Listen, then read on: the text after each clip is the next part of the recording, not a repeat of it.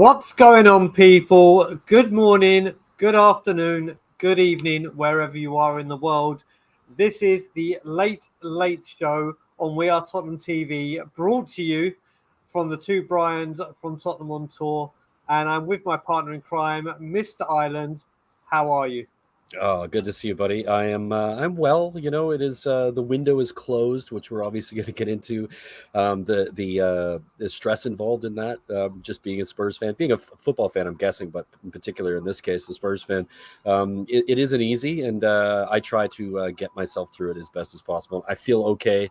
I don't feel great, but I feel okay. But we'll get into the details of it. But other than that, I'm on my patio out here, out back, enjoying the summer weather. Beautiful sunset going on right now, so I'm in a good place. All good. So yeah, just a bit of housekeeping to let people know. We are going to have the link out. It's coming out at 1:30.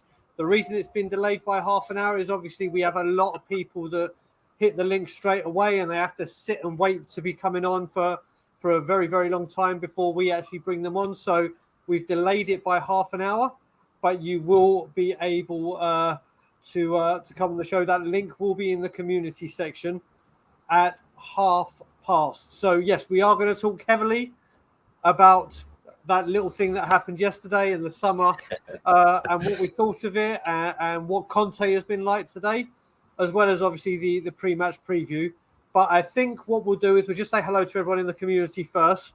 Yeah, So let's do first of that. all, we've already had a super chat in, and that's come in from I'm going to say Ray, and it's where is your lucky charm unwashed T-shirt, Mr. Daigle? It is in the bedroom. Saving It's it for waiting, tomorrow. waiting for tomorrow's game as the streak continues and the stain has remained. And long mate, I'm just hoping. Can you imagine if we go like the filth and went invincible? God knows what that shirt's going to be like by the end of May. Uh, Disgusting, I believe. Disgusting is the word I to think I'll describe have it. to watch a few games from home because no one will sit next to me. But yeah, let's go through it. So we have Rohan, who is here. Big up, Rohan. We have got um, Wagwin what Benny DJ. what Benny DJ? Nice name, Kois. Um, we have got it's a tad late, yeah, a Nigerian child. This is why we do the late show It's on We intentionally Are late. Tottenham That's TV. that's kind of the point. We get an exposure on We Are Tottenham TV, and also it gives the boys a chance to get their channel out for people around the world that don't or unable for the time zones to be part of the show live when they go live in the UK. We have a very, very good guy, Lazy Eight, which is Nick. What's up, Big Nick? up, Nick. I hope you're good. Who else we got in the building? We got my brother Bobby K, our brother Bobby Bobby. K. We have got Sky Gaming and Caden too. Mate, why is it this late? I think I've just answered that one. We've got one of the greatest supporters of all channels, Wolves feet. Tottenham, which is Wolves Feet, which is just unbelievable to see him in again. We got Batu. I was about to bring up We Are Tottenham TV, but that was me. Who else we got? We got GBC fan. Good evening. We've got Rod Wallace. Evening lads from New Zealand. Big up, Rob. What's up, Rob? How you doing, buddy? This is another reason why we do it. We've got Lazy Eight. Let's see if there's Graham, my man. Graham, we need to talk. I hope you're well, Graham. Wonderful fella. We have Adrian Connor. So who else have we got in the book? Hasper, big up Hasper. Big up Hasper. We'll be talking about that, funnily enough. Or the transfer window. Like I said, yeah, I just have to say something for people watching this as well. And I spoke to Ben today because me and Ben speak pretty much every single day. And I've watched back my We Are Tottenham TV interview from yesterday. And I even said to Ben, looking back on it, I had 3 months of pent-up anger. I had so much anger that I just exploded and went into absolute rage mode. Don't get me wrong, I am still fuming. But the way I conducted myself yesterday, I should have done it a lot more like this. And I will be talking a lot more like this evening. It was just a lot of aggression. We got Isham in the house. Big up, Isham. Jeep. How we doing, Jeep? We'll be talking about that. The Smasher. We got Mr. PP EUK. I don't know how you pronounce that name. We have got who else? Anyone else? We got Deck W in the house. We have got. I'm not even going to try and say this name because either way that I would do it, I am going to butcher it, and I'm not going to try that. But big up, loves music, coronavirus, big up, and I think that is it for everyone. Oh no, wait a minute. We have. I don't know what's his name. Martin Flamini. It's Martin. more to Fiamma for There you go. You're Fiamma going to do it. Merchante. From Always got to Italy. try. Always got to try. Simon Davis is in the building. So yeah, we've got a few. So let's get into this, shall we? big up. And like I said, before we start getting into this, what I will say, we've got the superstar. Ellie's in the building. Big up, Ellie. What's up, Ellie? How you doing? I hope you're good, honey.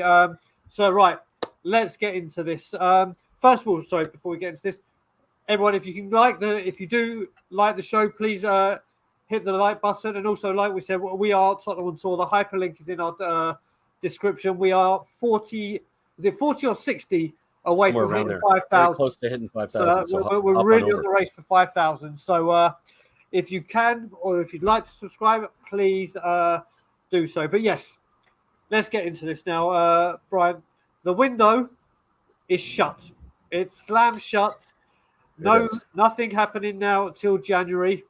Yep. Let's get into this. Your thoughts, because obviously I've been on streams and given my thoughts. I've been saving my thoughts for this stream in particular because I wanted to have them gathered and understood, and making sure that what I'm saying is correct and accurate and how I feel about it. You know my position, and I've always been very reasonable about my position and why I think the way I think about whether it's Levy in, whether it's substitutions, coaches' decisions, all of those things. I try to gauge it and look at the evidence and determine what the situation is. I do think in this case that the club have really missed a shout on doing the right thing in the right moment. Why they did that and for what reason, that is speculative to say that it is Levy being cheap. It certainly could be based on what we know, what he's done previously, or just maybe Levy trying to control too much and not letting the people who know the job better than he does do their work.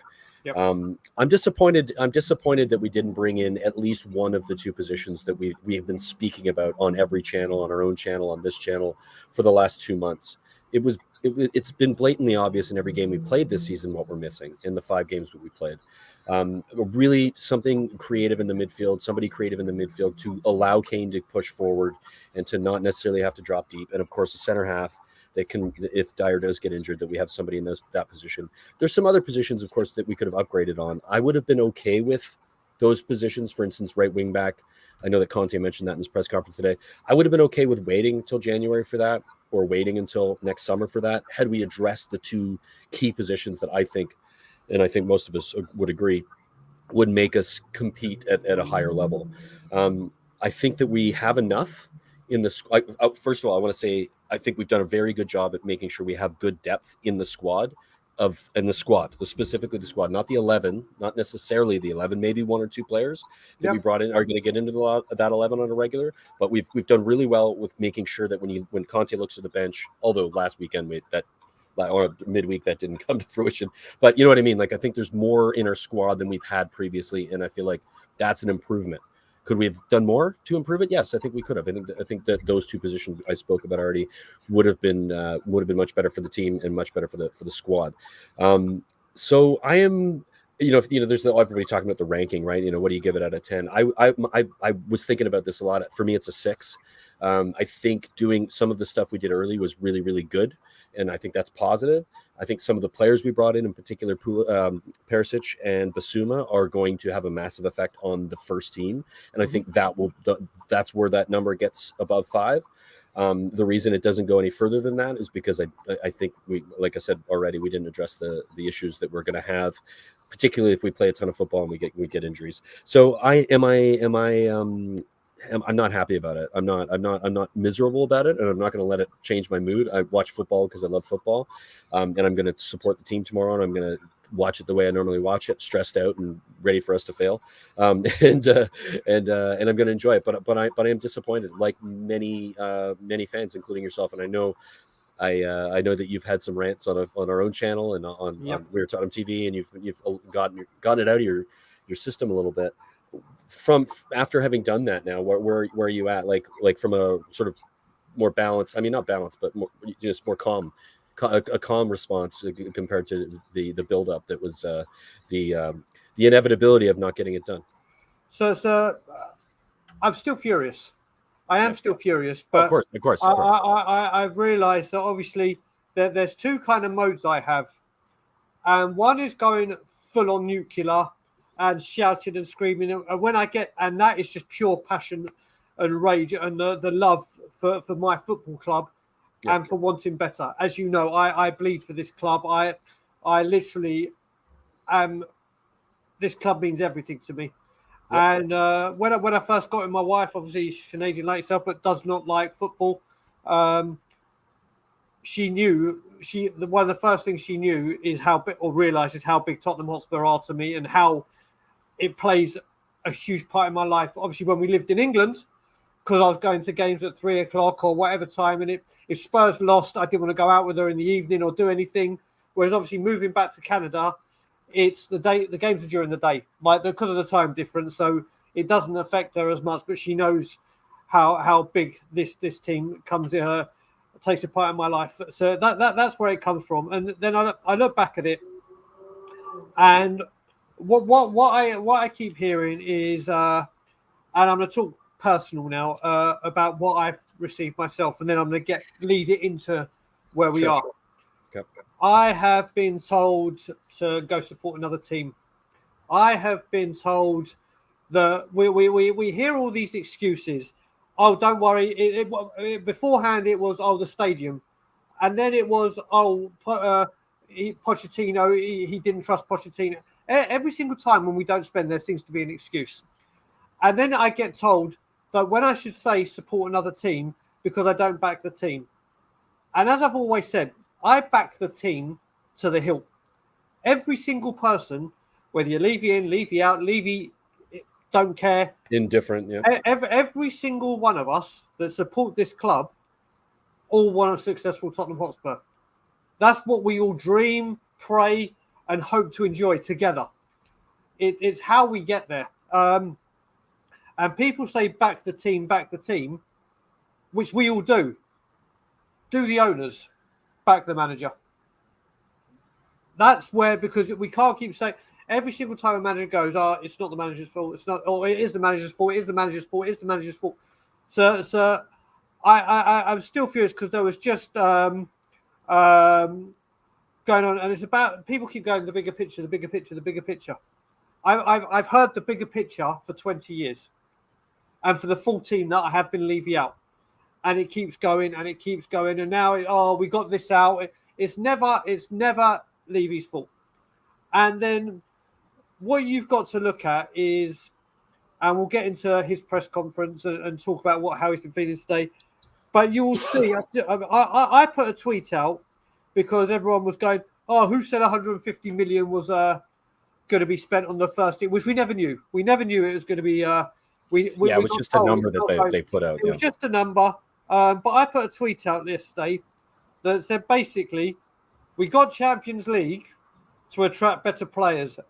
I saw your tweet actually, but go on about it. It's a good tweet. We built the stadium to generate more money. We got Conte to win trophies. We brought in Paratici to bring in real quality. We had other big money events to bring in more funds. Where has we have more than 150 million to spend? This was just 150 million that ENIAC said they are putting into the club. We got told that everything that comes into the club will be invested in the club. So we had a lot more there. And as I said, a window that started so positively with Bissouma, Perisic and Richarlison. Obviously, they came in a different order and looked like things were about to start changing. And you heard the links with Bastoni, Gavardio, and all the creme de la creme. The stuff that sounded like we were going to push this window. And so, wait, I just need to say something here. Yeah, sure. This guy here, because he was on the pump up as well, My PP UK, it's not a cult. It's not more than common sense.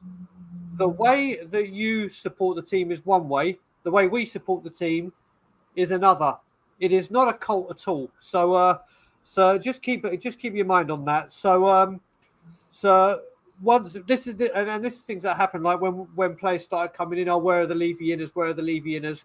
Trying to antagonise. Listen, we stand where we stand. But then I'm just going to bring up a few things, and we'll get onto Conte with Dan Kilpatrick came out with today. Let's have a look. And there were 3 things I've got that he tweeted. Conte sober on Spurs transfer window, saying they did what the club could do, but there is still so much distance to the top Premier League teams. He has, for that reason, We have to know that we've just started this process and try to improve the squad. Yeah. Conte not enthusiastic about short-term prospects of Spence, Gill and Sarr. On Spence, he says DJ was an investment of the club. He's a perfect prospect for Tottenham, but for sure, if we want to win, we need other signings. I want to be very clear about this. Conte plays down that Spurs have an advantage over their rivals for doing their business early. If you sign a player for 80 to 100 million on the last day, you have a big advantage because you're signing a top player. He points out that Spurs only spent money on Richarlison and Basuma. Yeah, basically two players. I just want to address our friend here, my pet Piopik, who I guess just didn't really listen to what you said. This is exactly what Brian said. It's you're welcome to your opinion, but his opinion doesn't mean he's in a cult. So it is a forum for opinion, and we accept yours, and we're listening to yours, and you make some good points, but calling it a cult and then saying that we're not allowed to have our opinion, but it's a crime for opinions to differ. It's strange. So. Well, the other thing I just want to add on that, Island, before we go on, here to just have a normal conversation about it and exactly not get at each other. The one thing I always say, and I have always stood by, is I never, ever, ever get personal. People who have watched me across my channel, our channel, and all the other channels that I go on, I never, ever, ever get personal. I respect people that are leaving. Don't go back. I don't go looking for them. I don't start. It's never a thing. So I get a lot of grief, which I respond to when I see it, but I don't get personal with people. But anyway, that's enough of that. Let's get back to the reaction in particular. Yeah. So I mean, and then obviously in his press conference today, he was a bit somber, wasn't he? Listen, the way we look at this is obviously we all said we'll wait to see the first press conference. I think it's clear to see that he was very impressed with the start, but he's not very happy at all with the finish. I think that's where we've got to look at it. I think that's relatively obvious, but I also do think, and I'm going to push back a touch on this, I do think that Spurs fans need to be patient somewhat when it comes to, he does say this as well in the same phrase. It's going to take more than one window, more than two windows. In fact, he even says it's going to take 3 windows. For us to expect, or for fans to expect, for this to get done, what we want to get done to compete at the highest level, to win a league or win a Champions League, we're not going to get that done in one window, especially considering we missed how many windows of actually doing any real business under Pochettino, and we still finally in this window, which we'll get to, I know, got rid of a bunch of players that we knew were dead wood. So I think there is room for patience here. But also I recognize the reason why people are upset, because I do think there was also room to take advantage of the situation. And I think that's where it gets a little annoying is that we could have done more when we saw what other teams were doing around us. And that for me is the part where we kind of shit the bed a little bit when you look at all the other teams around us, like the Arsenals, like even West Ham with Paqueta coming in. How much money did Chelsea spend in the last 3 days of bringing players in? We could have done those things. One of those things or two of those things as well, to stay with them. But I think that's where Conte is looking at it, kind of going, you know what? I think we could have done more in those last couple of days to stay with those players or stay with those teams. But I do think that there is some patience that's going to be required with this. As much as we maybe don't have it, we're a little sick of it. I think we need to show some, in my opinion. So what I want to talk about as well is, like, first of all, what you've got to look at is this. When this investment came in, it was made to be like this massive thing that was going to completely revolutionize where we are and where we're going, and was going to help us close the gap to the bigger clubs, which sounds wonderful. And then you look at it, and the teams around us have strengthened considerably. And when I say strengthened considerably, the players they have bought walk into their first team, or at least completely raise the balance of that squad. I don't know how much I agree with that, but I'll let you. Let's look at it. Where I'm going with this is when people say overpriced. I'm hearing a lot of people say Wesley Fofana at 75 million is overpriced. It's ridiculous. And you look at it. Excuse me. No, I thought I was going to sneeze. I'm not. Yes, I am. There yes, it is. So you look at it, and with Wesley Fofana, you look at it, I don't think he's overpriced. And the reason I say I don't think he's overpriced is we all keep saying, Leicester put that price in. If you want him, that's the Yeah, price. no, he's overpriced market based. But the club puts the price on a player, and that's how much they cost. I mean, Exactly. But I get what that. I'm getting at, that's 75 million. He signed a 7-year contract. He could be one of Chelsea's defensive issues sorted for 10 years, 11 years, whatever at his age. But is he that good? Well, I've got my man Wayne. Wayne Holland. I'm not saying he isn't good at all. I'm just saying, is he that good to Well, be like Chelsea's player for that Well, long? again, you look what they did with Conte, and we knew how good Conte was from Leicester. And not saying just because it's Leicester, that's what they paid. But then what they did, they've got Koulibaly in to show him the ropes, and Silva. I mean, if you want to learn off two, Koulibaly has not been very good, and Silva's 38. yeah, but they've not been. But I'm talking about experience-wise. I know, but I'm just pushing back on the idea that they've done such good business because they bought all these players to go to the first team. They have, but those players aren't necessarily going to be there for very long. Fofana is obviously you got Raheem Sterling. People have been talking about United. Sterling is, yeah, I don't know. Yeah, I mean, I think he's a good player. I wouldn't say he's great, and good player. But he walks in to Chelsea. He doesn't walk into Spurs. He will regularly score. He will regularly score goals. He will. So that's that. You just look at these other teams that have strengthened and really brought in players that come straight in. Don't get me wrong. I had this chat with Ben and Simeon.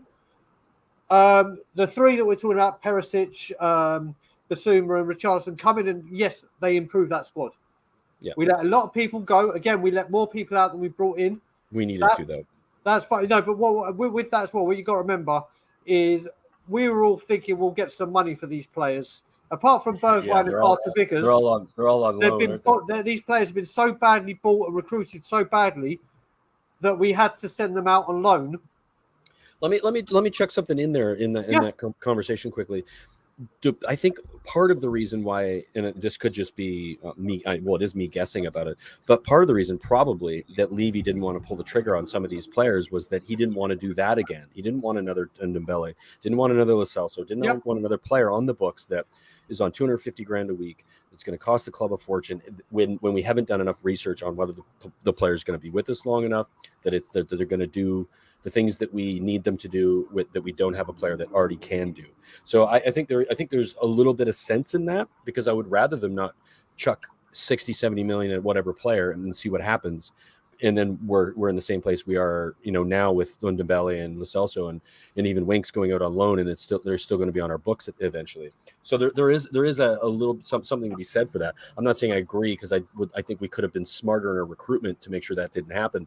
But I get that sentiment. I get that position that, like, let's be careful a little bit. We don't need to just chuck money at, because Chelsea right now, for me, and I think Chelsea's a good example, are just chucking money at stuff. It isn't planned. It isn't what the coach wants. It is just, here's a big player, get money on it. Big player, get money on it. They're shit. They've lost their last two games. They're not playing good football. Their manager doesn't look happy. I don't think these players change that. Maybe Aubameyang changes that, but he was shit for Arsenal for the last two seasons he was in the Premier League. Does he come back in and just all of a sudden start scoring goals? I don't think so. I think the numbers look good because they spent this much money, and all of a sudden, oh my God, they're improving. Are they really improving though? We won't know that obviously until we see. So I think that's where I kind of vary or differ on. Let's just throw money at it and see what happens. I think spending wisely is important. I think we could be better at recruitment and spend wiser had we done our research and or been more thoughtful about the players we wanted to bring in. So just chucking that in there. Why I'll chuck back with this, and I'm not saying that he's leaving or doing anything like that. That's not what I'm saying here. So let me put my hands up and say this is not what I'm saying, people, because I know you got to remember, Conte comes in and wins trophies immediately. He does not have a long shelf life. Doesn't have a lot of patience. He does not have a long shelf life at clubs. Now, I personally think he could be here for a while, but we know that if he's unhappy, and we did a straight out of Conte that said, "Just don't lie to me if I'm not happy." But this is the thing. We now said, and that's why I thought when Perisic came in, I remember even before this transfer window opened, and even before the money came in, I said I don't think the money's going to be a problem. I don't think the amount of players Conte wants is going to be a problem. It's going to be Conte wants players for right here, right now. And that may mean people at Perisic's age. I didn't say Perisic. I didn't know we were going for him. But I meant established people coming in to do the job immediately that can come in, because Conte isn't one of those managers that sit back and builds something going forward. And we've done this. We can go through so many managers where we bought ones for the future with this manager, and the manager's not been there to see it. So that's where I'm concerned. That's where I'm concerned, and we'll have to wait. What do you think we'll see happen in January? Do you think there'll be a push for some of the players that we weren't able to get over the line in this window? Do you think we'll see that's maybe where they've spent some of the time and money and resources on, because they recognize they couldn't bring the ones over they wanted to bring over, and that they're going to do it then? Is that especially with the World Cup in the middle of it? I feel like that could be a good strategy if it is something that they're doing. But what are your thoughts on that? Okay, mate, listen, it's not that we are mind readers. As we said again, this is an open forum where people are talking, and I can see you in the comments going on where people are talking. You keep pushing to think that you're right everywhere, and you could be. But it's nothing come down to needing to say, are we Conte mind readers? So just please have a little decency. Stop the nonsense in the comments, Mr. My Pipic. Yeah, exactly. If you don't like what we're talking about, you don't have to be here. We're here to have a conversation about a window. I think we're being pretty balanced about it. If you don't agree, you're welcome to disagree, but it's not your opinion is the only opinion, fella. So yeah. Going back to that question, I mean, one of the things, and I could not stop laughing, because there's always an excuse. There's always an excuse that comes out, and I had someone personally message me a DM and say, Brian, you've got to shut your noise. You don't know what you're talking about. The reason we've saved money behind is because we're going to go huge in January. You know, that really hard market where the excuse is it's the hardest market. You can hardly. But we did really well last January, Brian. Yeah, but we did that with a loan, but we're going to go mad, and then the creme de la creme was we're keeping a load of money behind, because if anyone comes with an injury from the World Cup, or if anyone has a good World Cup, Spurs are going to go all out for them. So the first thing I will say is, if people have a very, very World Cup, a very, very good World Cup, their price doubles or trebles. So it's you're not going to. Facts. We're not going to. It's risky. It's risky for sure. I get you. It's risky. If we get an injury, maybe. But to hear, I keep hearing every single time that once again, it's all part of a plan. It's all part of a plan. So it's just got to the point where, when it comes to January, listen, we notoriously do very little in January. And the reason I get told we do very little in January is because it's the hardest market to work in, and we don't splurge, and we don't do this, and we don't do that. So when we have January, and then January ends and we do nothing, oh, don't worry, it will be the summer. The summer we're going to go mad because of.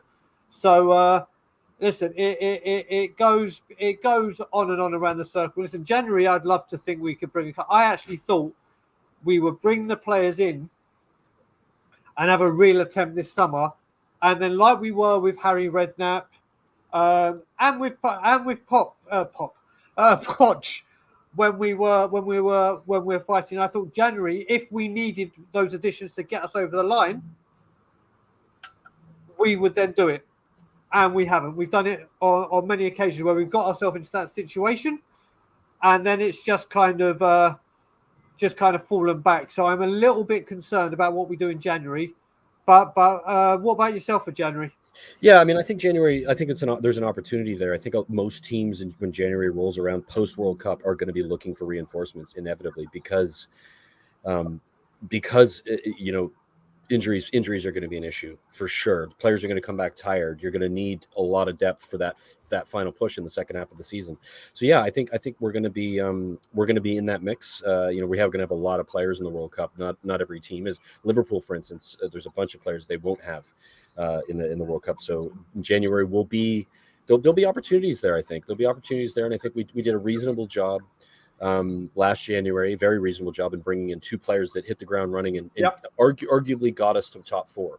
So is that option there again? Possibly. I think with the connections we have with Paratici and what he's been able to do, with some of what he's been able to do, that possibility may exist again. So I'm looking forward to it. I'm looking forward to see what happens this season, though, or the first half of the season, more than anything, with the players that we bought. I want to get into a little bit about like why we haven't seen any of them start yet, other than the necessity of Basuma. What are your thoughts on that? Do you think is Conte just being extra careful here when it comes to trust? Are they not ready yet? What do you think about what we're going to see from the squad over the next little while? Because as you know, we've got a game tomorrow morning, then we got a game on Wednesday, then we got a game on, the games are just thick and fast, as they say, and it's going to be nonstop. When's that rotation going to start? Because I desperately think we should have rotated last game. I want to see more of it. What do you think we're going to see from the players we have brought in? I actually wanted to see rotation at Forest. I really did want to say against Forest, see some rotation. We didn't against what you look at it with West Ham, and I'm just using the West Ham game where we thought going into this season we had 4 central midfielders that could do a fantastic job for us. I thought that was locked down. I loved it. It looked like that. I loved that. Skippy. That 4 of Skip, Bentancur, Højbjerg, and Basuma. And then obviously Skippy got injured. Then Bentancur got his concussion. Then Højbjerg looks like he took a knock. And then Basuma, and you're talking about Basuma was very, very poor. Very, very poor. Yeah, you know what? I agree with you. I just want to quickly add to that. I do think he was incredibly poor, especially the first half. I think the second half, despite being on a yellow, he actually grew into the game quite a bit. The last 20 minutes, half an hour, he started to pass between the lines. He started to control the game a little bit more. I think that there's a confidence issue there with a player who hasn't. I think he was like, there's a bit of that nerves. I'm excited. I'm gonna play.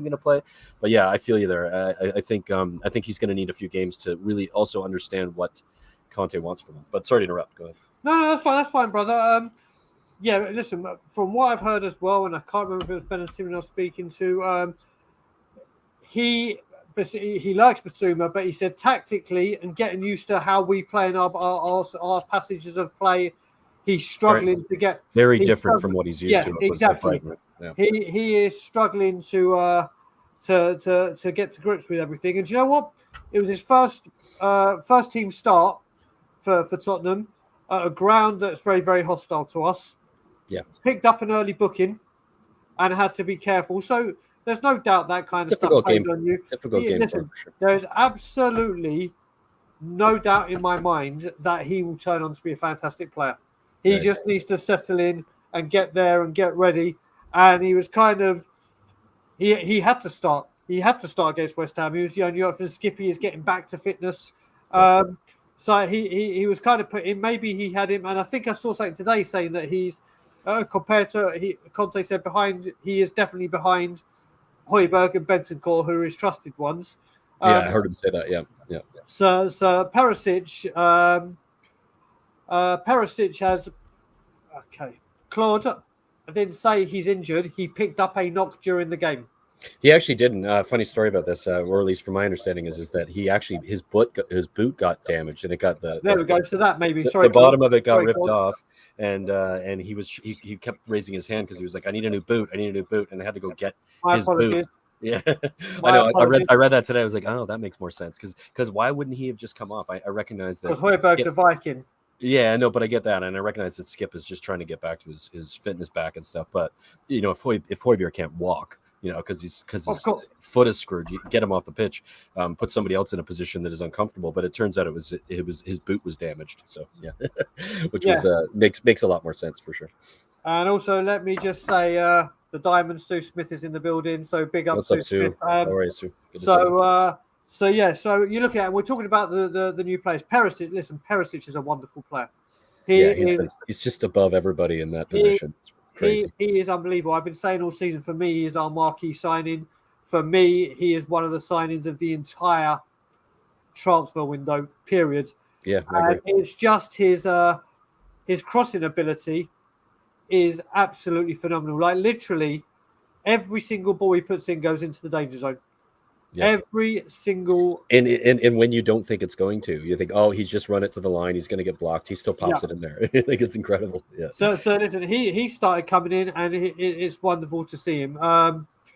So then you look at the other team. I'm surprised we haven't seen not a single peak of Lungley.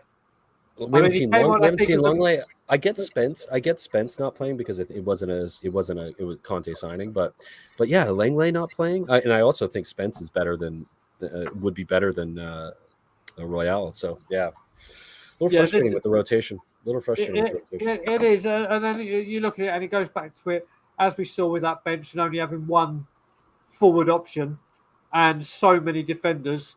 There's a bit of imbalance there, but like I said, we're now going to be forced to rotate, and then um, with the Champions League coming up, then he's going to need to rotate. Yeah, He he's going to is be going, forced. He's going to be forced into it, which makes me a little nervous because I feel like if you have an opportunity to rotate now against a Fulham, against a Nottingham Forest, rotate. See what they've got in your system against teams that you're not coming up against a big team on a European stage. I mean, don't get me wrong; these are teams in the Premier League. They're still good, but like let's see a little bit of that. And also I think teams suss this out. I know that I'm speaking, for like from I recognize he's a coach and he's as good as he is for a reason. I think there's a bit of fear in him in not allowing that some of those players to come in and for us to look different to other teams. When you know exactly how we play when it comes to going through Sonny, going through Kane dropping deep, the same sort of rotation of players, get to the wing backs, push the ball up, like it's really easy to read and it's really easy to defend against for an opposing manager. We saw what Tuchel did in the Chelsea game. Just made it like null and void to any part of attack that we might have through the middle. Try something different. Start with Richie, bring on Sonny off the bench and change it in the middle of the game when they're not ready for it. I just feel like everybody's kind of has predicted everything that we're doing and it's relatively easy to do. And I would expect a manager like Conte to figure that out. Yep. So we're going to have to see what happens. Like we said, there's going to be a lot of rotation going on. There's going to have to be. Let's just wait and see what happens. We're talking about this now. Might as well move on to Fulham. Well, I wanted to quickly get before we get to Fulham because we spoke about this the pregame or pre-show. The players that went out in the window. Yeah. We were going to talk about that. So. A lot of players that, some of them on loan, some of them on a permanent, most of them on loan, let's be fair. But players that we knew, like they're on the books, they're costing a lot of money on the wage bill. Tanguy Ndombele, Giovanni Lo Celso, Harry Winks is gone. These players that we've been begging to go. That's good business, despite it not being necessarily getting any money for them as of yet. I still think it's good business. What are your thoughts on that part of the window? Because it is something that not a lot of people talk about because it's not glamorous, but it is incredibly important when it comes to doing good business in the window. It is. I don't know if you call it good business. Yes, on the side of getting the players out, especially the Ndombeles of this world, just get him off. But it's just gone to show that how bad recruiting's been because we can't even get money for them. We can't even get money for them. And the thing is, people are like, oh, brilliant, we've got them off the wage bill. We've done this, we've done that. They are coming back. Unless they have great seasons and they do well at their respective clubs, they're coming back to this club. Yeah. Yeah, they're not. And then we are responsible for everything again. So I think Ndombele has got 1 year, or I think this is his last year's contract, or he's got one. But this is the thing that we're dealing with. These players will come back. Bergwijn, sad to see him go, but I understand why. And I didn't like how Bergwijn was conducting himself near the end. And as soon as you go up against the club, that's it. As much as I like you, goodbye. Carter Vickers. So Carter Vickers. Listen, that guy hardly Yeah, played at all. So obviously, it made no difference. And then the others, we have just got rid of a lot of these players, and they've gone on to their club. So good to get them out of the club, and their attitude and their personality and the toxicity and all that nonsense that was going on. But when you say business, I don't know if you can call it. I think we're paying 70% of, I think it's Reguilon's wages or yeah. Anand. I'm sure there's some numbers there that would be disappointing for most people. Be like, oh, for God's sakes, they're still in our books. Exactly. But like I said, some of them are coming to an end. I think Tanguy's got a year left, and I think Lo Celso's the same. I'm not sure what Winks is at, but he's on loan as well. And Reguilon, was Reguilon on a permanent to Atletico, or was that a loan as well? Oh no, it's a loan as well. I think. Yeah, and I So mean, and you look at it again, obviously with Hill not getting his move, Tanganga not Hill getting not his looking move. happy about it either. He's Um, whinging on Twitter, wasn't he? well, this is the thing as well. And when you look at it, these are people that we thought were out. We were going to get replacements in, and now they're not. And when you Just see didn't them on the happen. bench, they're like, "You're there because we have no other. You're Yeah. there because there is no other alternative." So, listen, I'm a big fan of Tanganga. I really, really am. Last season his confidence was shot to bits, especially after a great first game against Manchester City, where he was absolutely It's good outstanding. against Liverpool in Uh, that as well. yeah, he was flying at the start of last season under Nuno, but then obviously his confidence was shot to bits. I think a loan move would have done him good, and I still think he's got a future. I'd still love to see him at Tottenham Hotspur. Maybe that's because he's one of our own. Maybe that's me being a bit biased on that. But I just think there's a player there. Brian Hill, I've never understood the transfer one bit. But That's he a weird didn't one. get. It's been a weird one, but yeah. So overall, I think it's good to get them out of the club, like we said, because it's loans, but they are coming back. And for me, it's good they're out of the club, but it's not been good business, if you know what I mean. What about yourself? Yeah, no, I mean, I think I agree with that. I think it's sort of the idea that they're going back out on loan is it getting them outside of the club so that we can focus on who we have and what the systems we're going to play and how we're going to play is very important. But when you know that they're going to come back and we have the same problem next summer, it doesn't leave me with the best taste in my mouth. Um, but again, I think you pointed it out at the beginning of this conversation. Most of that comes down to poor recruitment in the first place.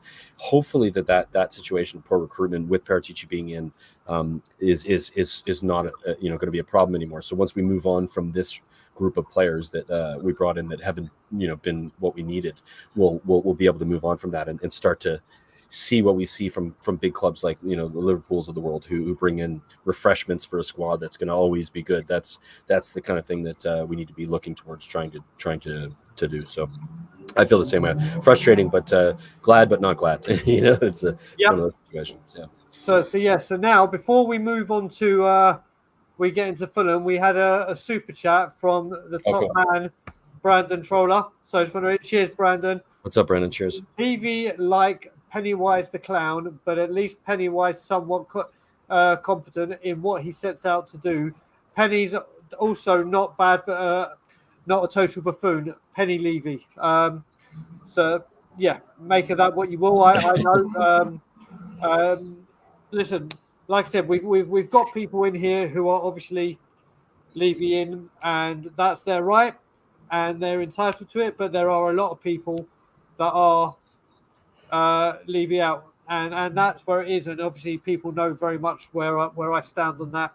I saw a comment going on about it's because I go on about the history and the past, and how, that was when we had no money, and that's when we.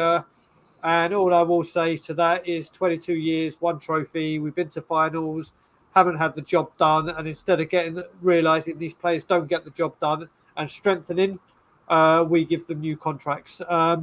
So yeah, but now that's the last thing I'm saying about that. One more rant there, brother. Yeah.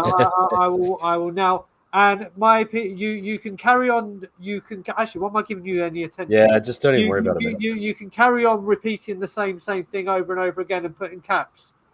That doesn't mean you are going to you are going to be changing people's opinions by your capital letters and whatever. So yeah, Just a bit silly. Let's get into let's get into Fulham, like we said. let's get into Fulham, into the football.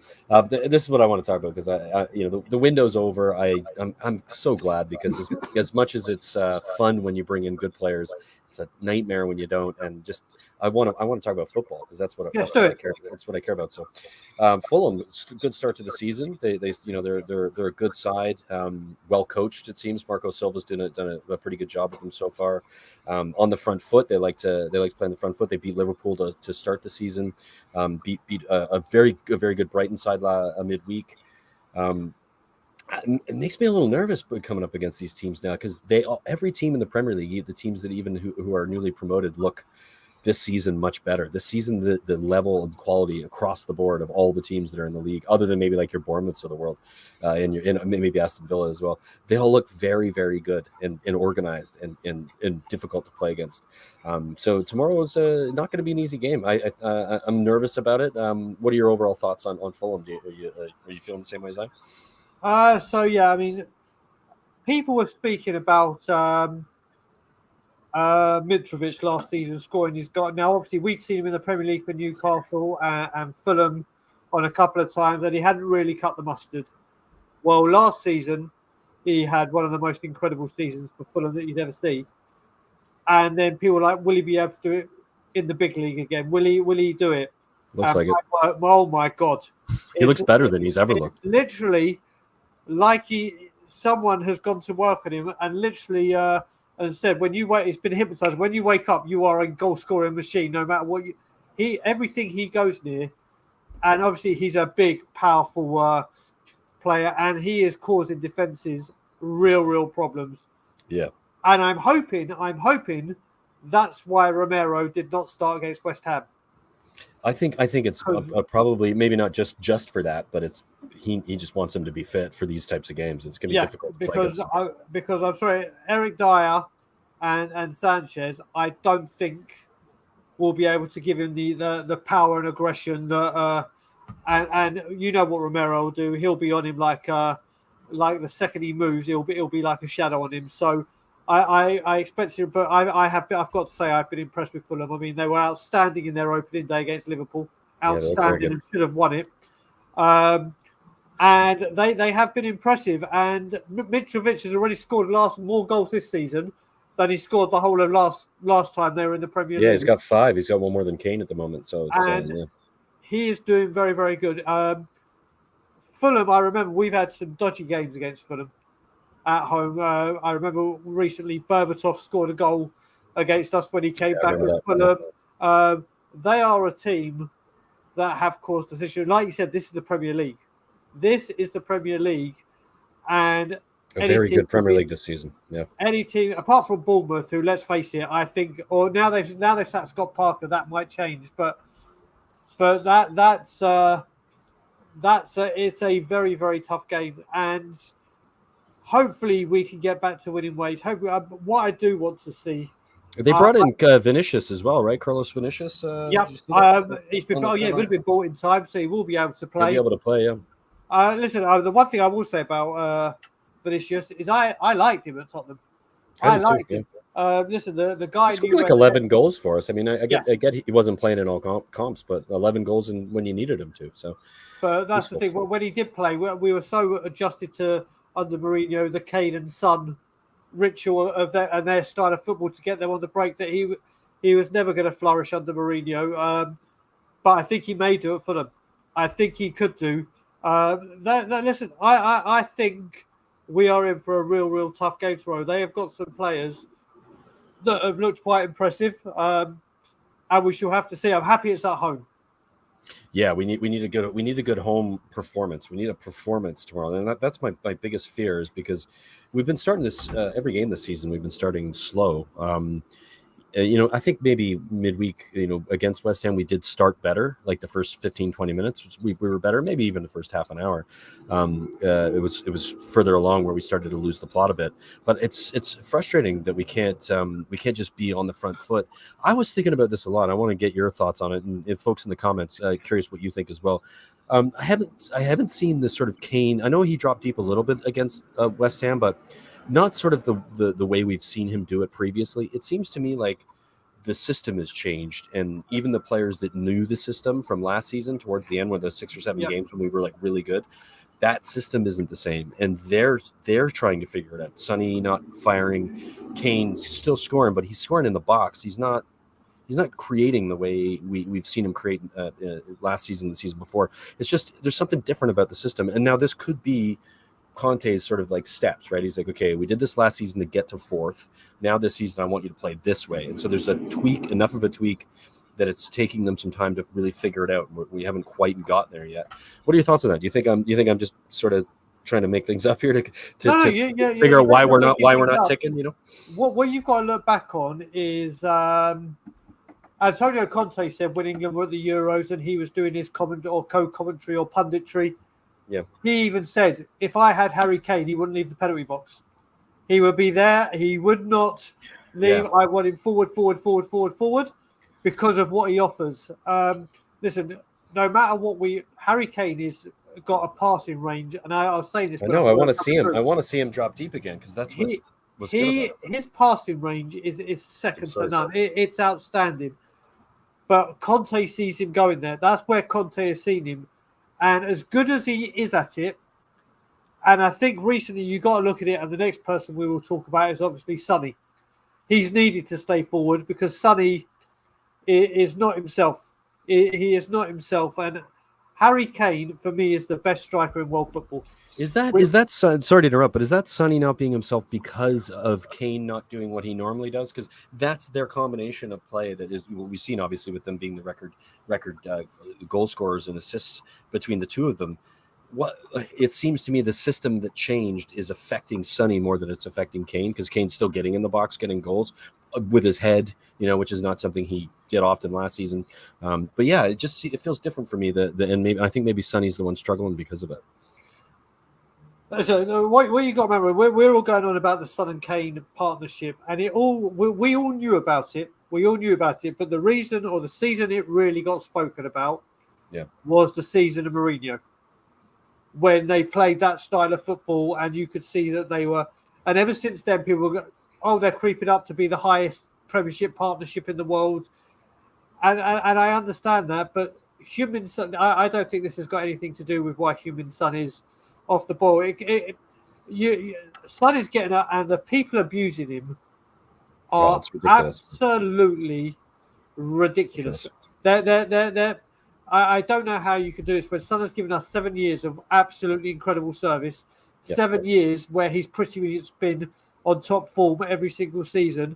7 years of happiness, 7 years of incredible moments, and he's had a couple of bad games. And let's face it, if anyone's got credit in the bank to have a bad game, for me, it's Son. And when he does have a bad game, because he's had to do this for 7 years and played time and time. You hear me say this all the time, Brian, because we're on so many streams. That he's overplayed and undervalued. And again, I'm not saying this financially. I'm saying the amount of time he had to play, and he has to be allowed to recuperate. He's coming back now as a Golden Boot winner. So teams who were very, very, very were in the know to say, like, don't go, like, we have to mark Son. Son is a game changer. That's come out. All the people that come in and that are hating him. You got to remember, last year they were sticking up for him, saying, "Oh, the reason he didn't get into the team of the year or win player of the year was always Asian." Anything Son does, if he doesn't get something we think he deserves, he gets. Yeah, it's inevitability of it, isn't it? And then if he's having a bad period, which people can say, Son, of course, he is having a bad period right now. Yeah. Son is off form, and like we said, the way that these big clubs win trophies is by rotating players. And if they're having a bad game, um,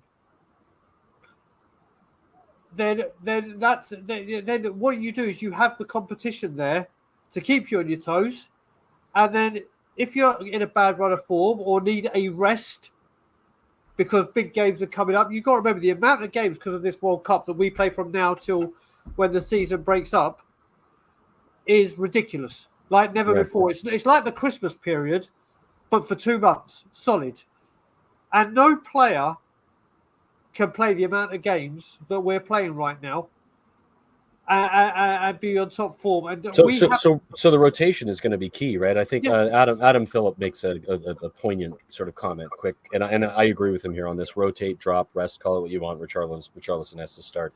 This isn't against Sonny. This isn't saying Sonny's crap. This Sonny will come good. It's we have a squad. We have brought Richarlison in for this very reason. Start Richarlison. He's come off the bench. He's been one of the best players when he comes off the bench. If that hurts Sonny a little bit, so be it. Maybe that'll be good for him to kick up the ass, whatever he might need. Doesn't mean I dislike Sonny. Doesn't mean I don't think he's a quality player and that he's going to come good at some point. I just think the rotation is smart because it changes the way we play a little bit, and we need to rest players, like you just said. The rest is going to be key. well, this is the thing. Well, what you got to remember as well is when Richarlison has come on, and he has been very impressive when he has come on. He really, really has. He comes on to stretch the game and offer something different. That's what he does. Yeah. Having a Heung-min Son come on in 65, 70 minutes, whatever, what an incredible way to change the game. If you want to bring on a player to impact the squad and change the way we play, Heung-min Son, He's perfect for it. and when I'm saying that, I don't mean for him to be on the bench every week because I don't mean that. No, just every now and again. Every Just now a and then. different way to start. Yeah. And just to bring this, I mean this for Harry Kane as well. Can Yeah, you I imagine agree. when a team sheet doesn't see Harry Kane, like the opponents, they're like, oh, here we go. We haven't got Kane. And then in 65, 70 minutes, they see Harry Kane coming on and they're tired and they're not as sharp as Harry Kane is. They're like, oh, here we go.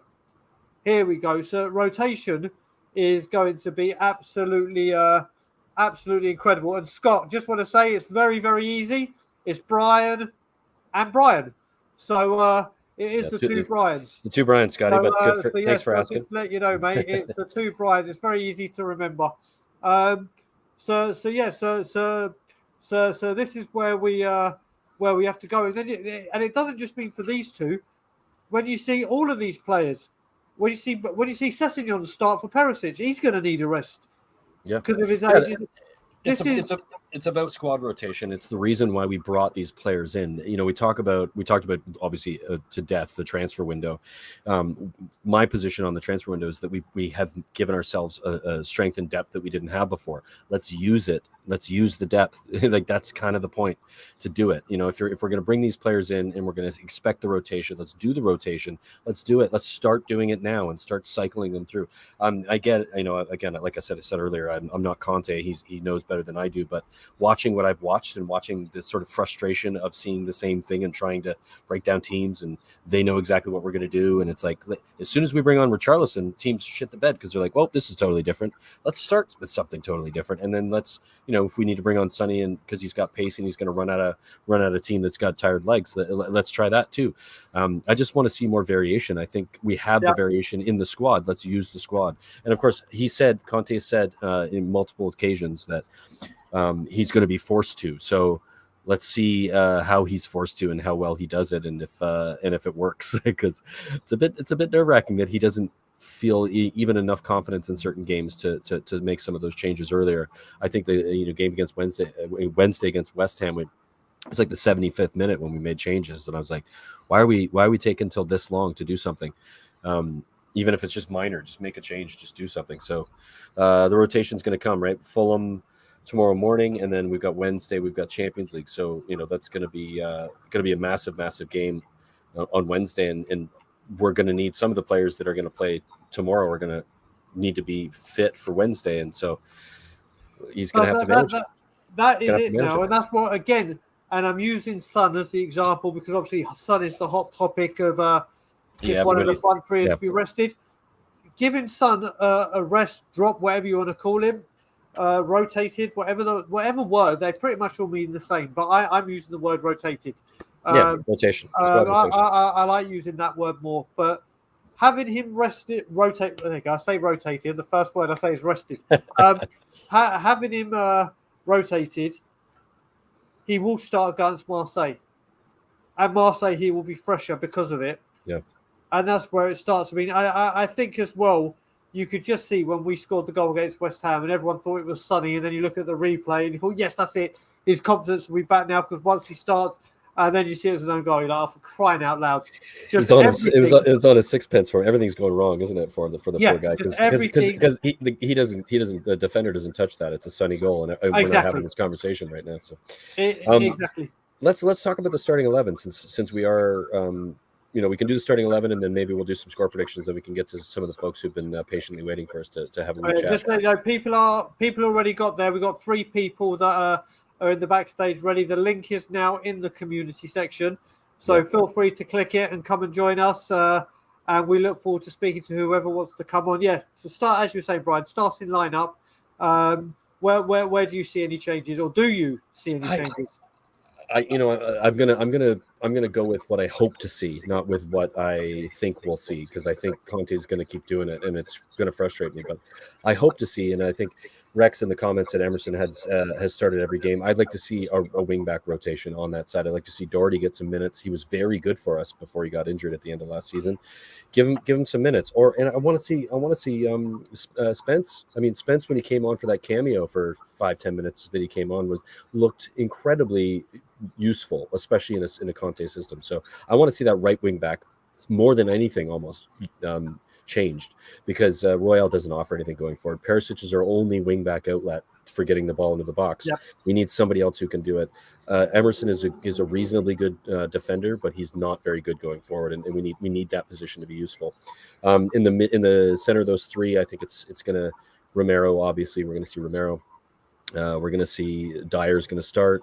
I would like to see Davies get rotated there too. I'd like to see Langley get a start.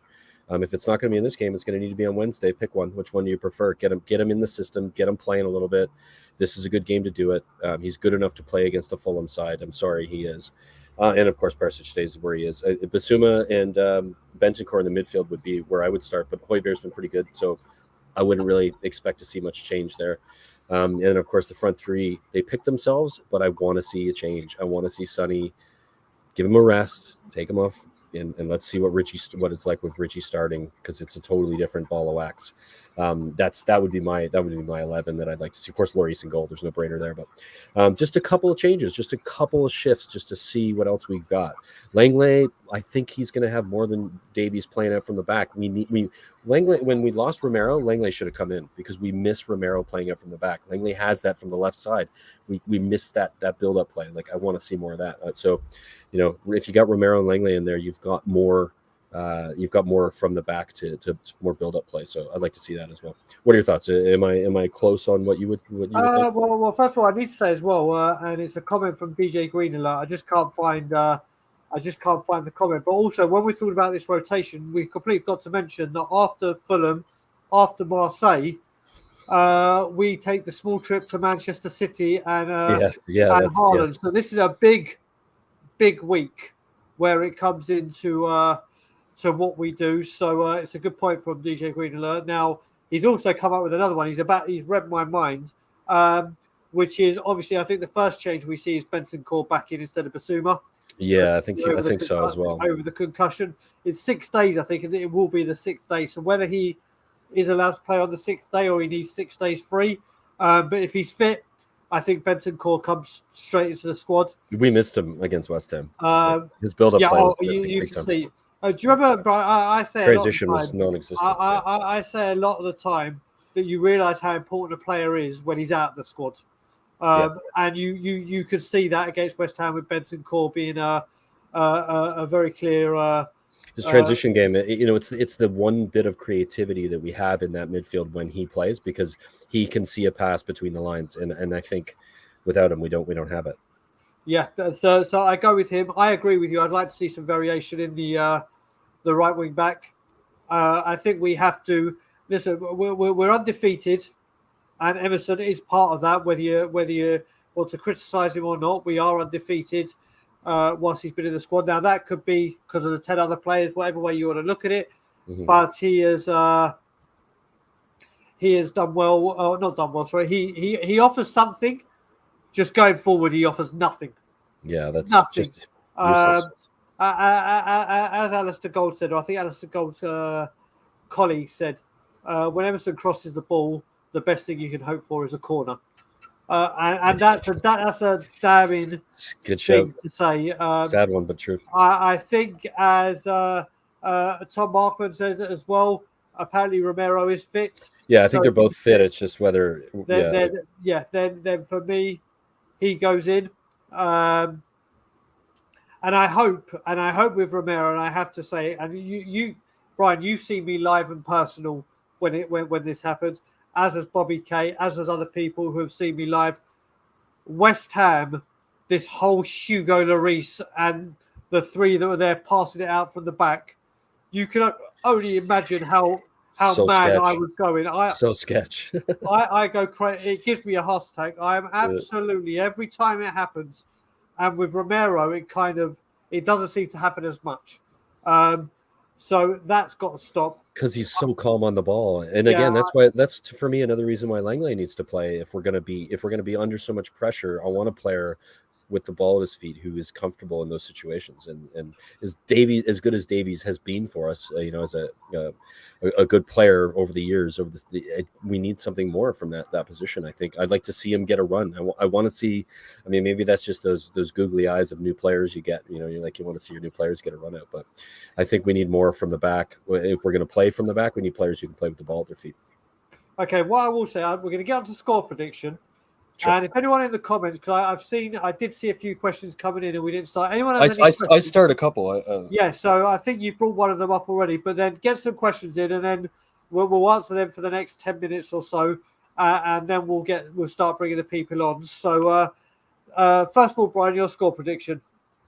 I think it's going to be tighter than a lot of people think. I think it's going to be 2-1 Spurs. I think Mitrovic is going to score. And I think they might score first, and I think that it's going to be a difficult watch when that happens. Especially the Spurs fans in our stadium are going to get a little bit nervous. But I think we have enough to get over the line on that, and I think we'll win 2-1. So before I give my prediction, DJ Green alert, because I will start looking at the comments a bit more. This is so bang on the money. It's true, yeah, I agree. The Chelsea draw felt like a win, and obviously the West Ham draw felt like a loss. So yeah, let's have a look. My prediction is I can see the two questions you brought. We haven't brought them up, so we'll deal with them. And if anyone we'll do them after. Yep. If anyone has any others, we'll answer them, and then we'll get people on. I agree with you, the scoreline. I really do. I think it's going to be a very, very, very tight affair. And like I said, our performances haven't led me to believe anything that the next game will come out and will be a lot more cohesive and a lot more on it. So you're looking. I am going for a 2-1, and obviously we're going to have to say it because when Mitrovic is there, you've always got to be on your game for 90 minutes. Set piece guaranteed. These set pieces have not. It's nerve-wracking a little bit, isn't it? Yeah. So with that, we'll have to wait and see. But I'm going for a 2-1. I think Kane will score again. He seems to be on one of these purple patches, and I think there'll be another goal scorer. I don't think he'll get a brace. I think there'll be another goal scorer. And I think he needs one more, and he takes over Andy Cole and becomes outright the third goal scorer. Outright third. And these things are really, really key to him and motivating him. We'll go for a 2-1. So let's deal with these questions, Brian. I'll bring the questions up, and obviously you keep an eye out for Star in them. And then I'll say at 20 past, we'll see if there's any questions you've added on. And if not, we'll start getting the guests on. Yep, so the first one from Simon Davis is suddenly feeling the expected of having an outstanding season after winning the golden boot. So I touched on this one earlier, Brian. What's your thoughts? Yeah, I think we both did a little bit, but I think it's an interesting question. I do think there's some psychology there, and if you look at Mo Salah is also suffering. He's having the same issues. I think he's maybe scored one goal for a Liverpool team that is also struggling. So I think there's something to be said for just the amount of football that they played, the level that they had to play it at, especially towards the end of last season, and then an early start, and to have to kind of get yourself going again and click. And of course, everything that's happened is to Sonny with going for the tour, going back to his home country. There's just so much going on for a young player there that I know he's been around a long time. I know he's almost 30, but he's still these they're still human, these people, and they still have to go through difficult situations. And I think this is one of them that we just need to give him some patience on. And I think that some of what happened last season, he's suffering from a little bit for sure. So before I give my comment, I just want to say, guys, thank you. We got 168 people watching, and every time we've done this show live, or when it's always live, we've had a 100% record for hitting 100 likes. Come We on, are then. currently at 77. Oh, let's get it done. Let's get it Can done. we get 23 plus? 23 is the milestone we want to get to. Anything else is a bonus, but if we could get 23 more likes during Smash the that like button. stream, smash it. It would be incredible. And like I said, the hyperlink when you go to smash the like for Tottenham on Tour is directly above it. If you could just go and subscribe today if you'd like to, you don't even leave the stream. It will pop us up and just hit the subscribe. That would be Yeah, we're absolutely trying to hit that 5,000 mark, so very and we're close. 60 away. So Love it if you if guys you could go over and if help you us out. could do that, it would be phenomenal. But yeah, getting back to Son, the one thing you will say about Son, and we all know that, is he once he has these little times in the season. Normally he's performing the best and still creating assists. And don't get me wrong, he got the assist took the corner for the Wolves goal. He's been involved, but he's not been as predominant this season. But when he does get that goal, he will go on a run like he always does. Yeah, absolutely. And I think it's just been highlighted a lot more this season because of the Golden Boot, because of the very, very, very, very high standards he has set every season improving. And I have no doubt in my mind that he will be back. And you got to remember, when you do win that Golden Boot, there is a little bit of a extra awareness on you because everyone is trying to take that goal. All the strikers are trying to get that Golden Boot off you. And all the commentary and all the pundits and all the people say he's the Golden Boot winner. He's the Golden Boot winner.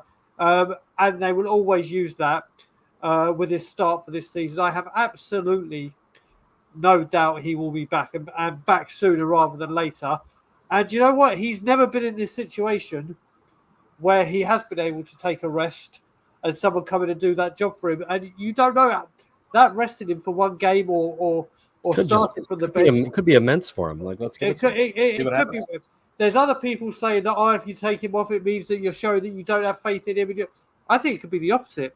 I think, like you just said, it could be right. Let's have a break, rest yourself for 65 minutes or whatever you're coming on.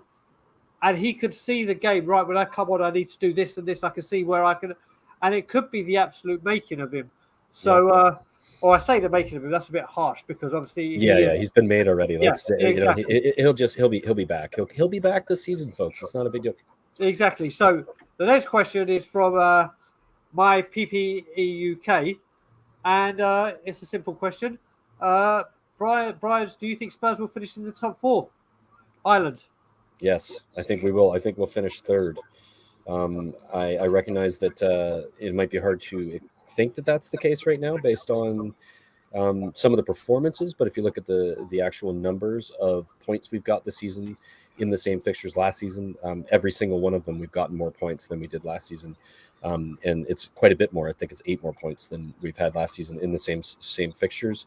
We will start clicking, and we will be very difficult to play against once we start clicking. So I think a third place finish is in the cards. I don't think we're going to get close to nobody's going to get close to City.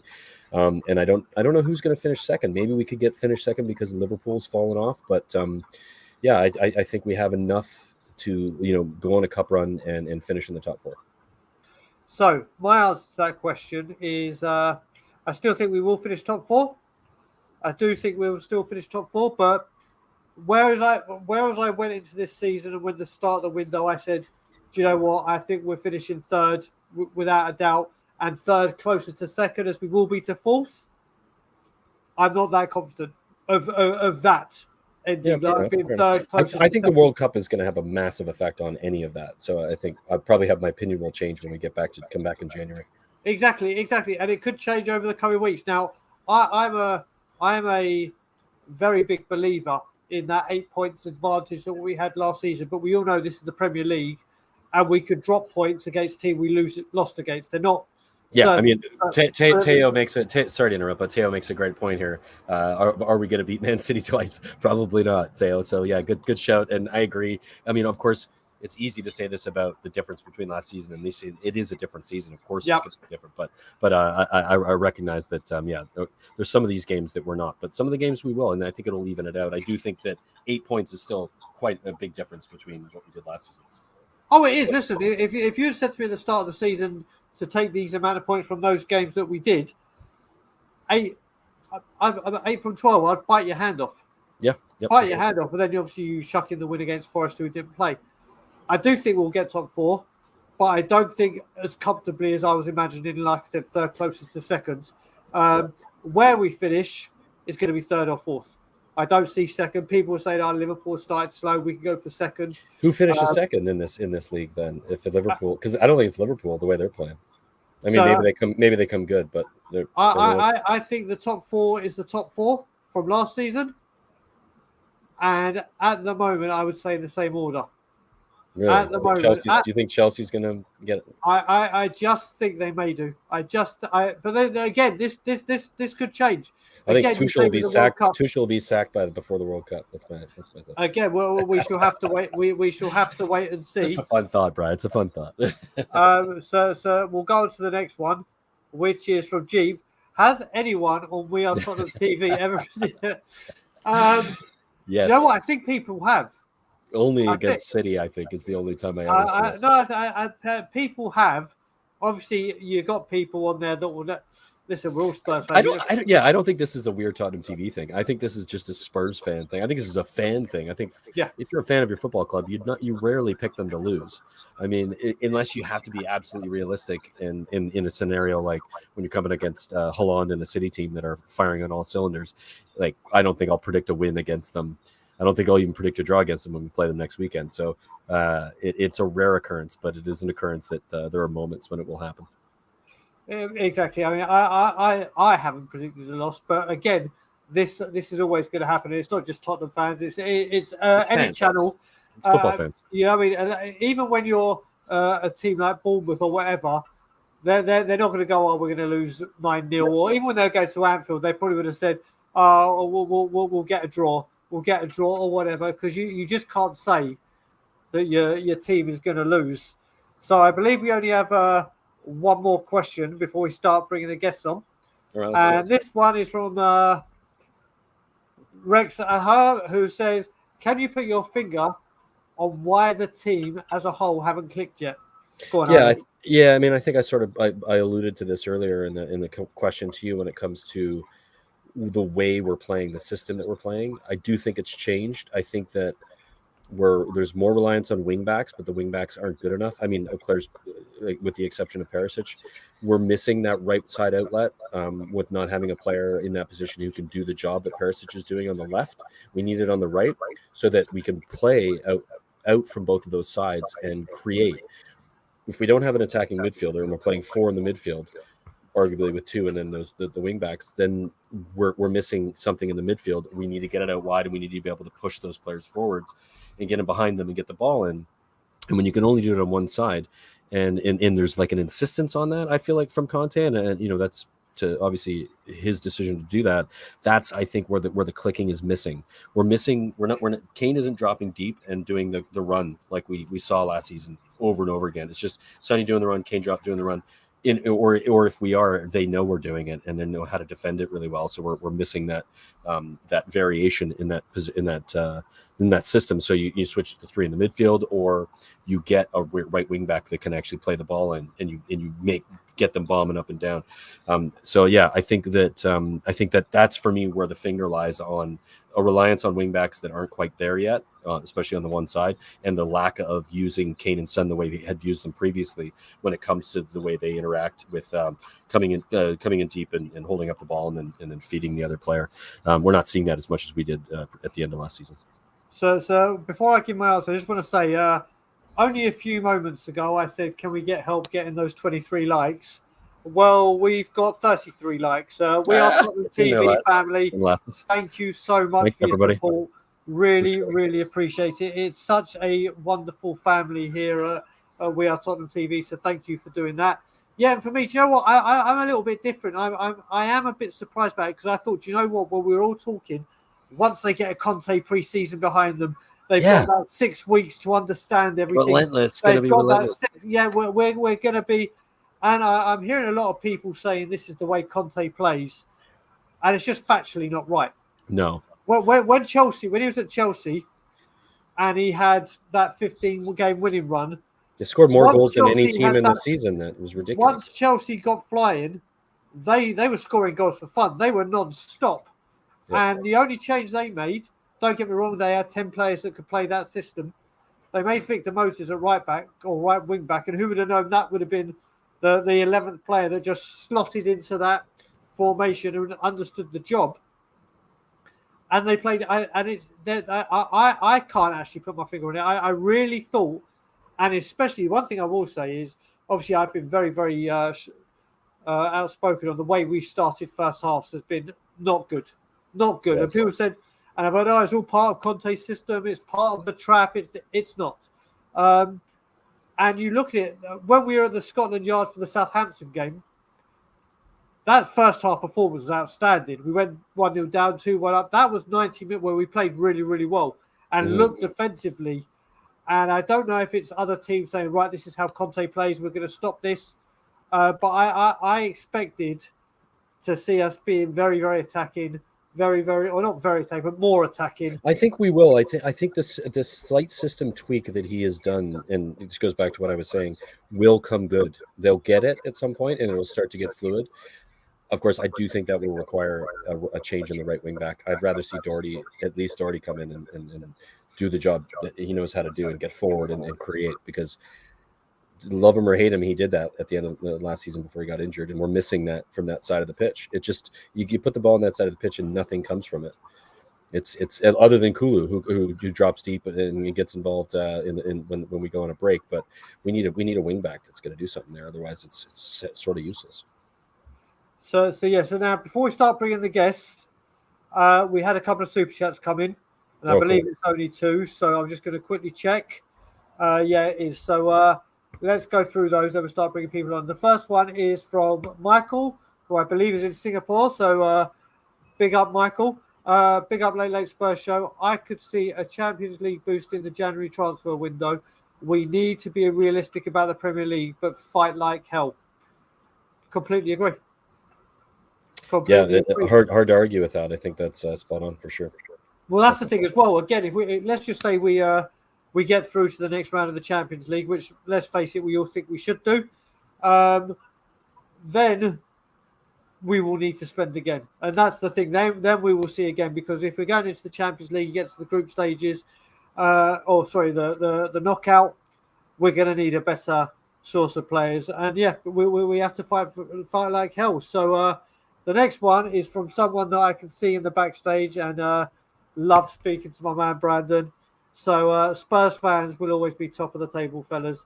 And he is completely bang on the money when it comes to that. So thank you all guys for the super chats. Do apologise. And one thing I will say, obviously, when you see We Are Tottenham TV going live, they are focusing obviously on what they do, and the comments come in thick and fast. And it's me and Ireland managing them now. So it's very, very hard to always keep up with everything. So I apologise if we've missed anything that we should do. I really do apologise. But yeah, let's start bringing the guests on. And we are starting with, I'll bring him on now, all the way from Australia, Mr. Hassan. How are we, Hassan, sir? Good, good. How are you guys? What's up, All, Hassan? How are all you? Good to good, see you, my buddy. man. All good. So, what would you like to talk about, my friend? Where would you like to begin? Um, let's start off with Fulham. I don't want to spend too much time in the transfer window because that would be a It's long, in. long course. So we'll go Fulham. Um, yeah, I agree. I agree with you guys. We need to see changes. We need to see changes quickly. In some positions, that left centre back, right wing back, and up front.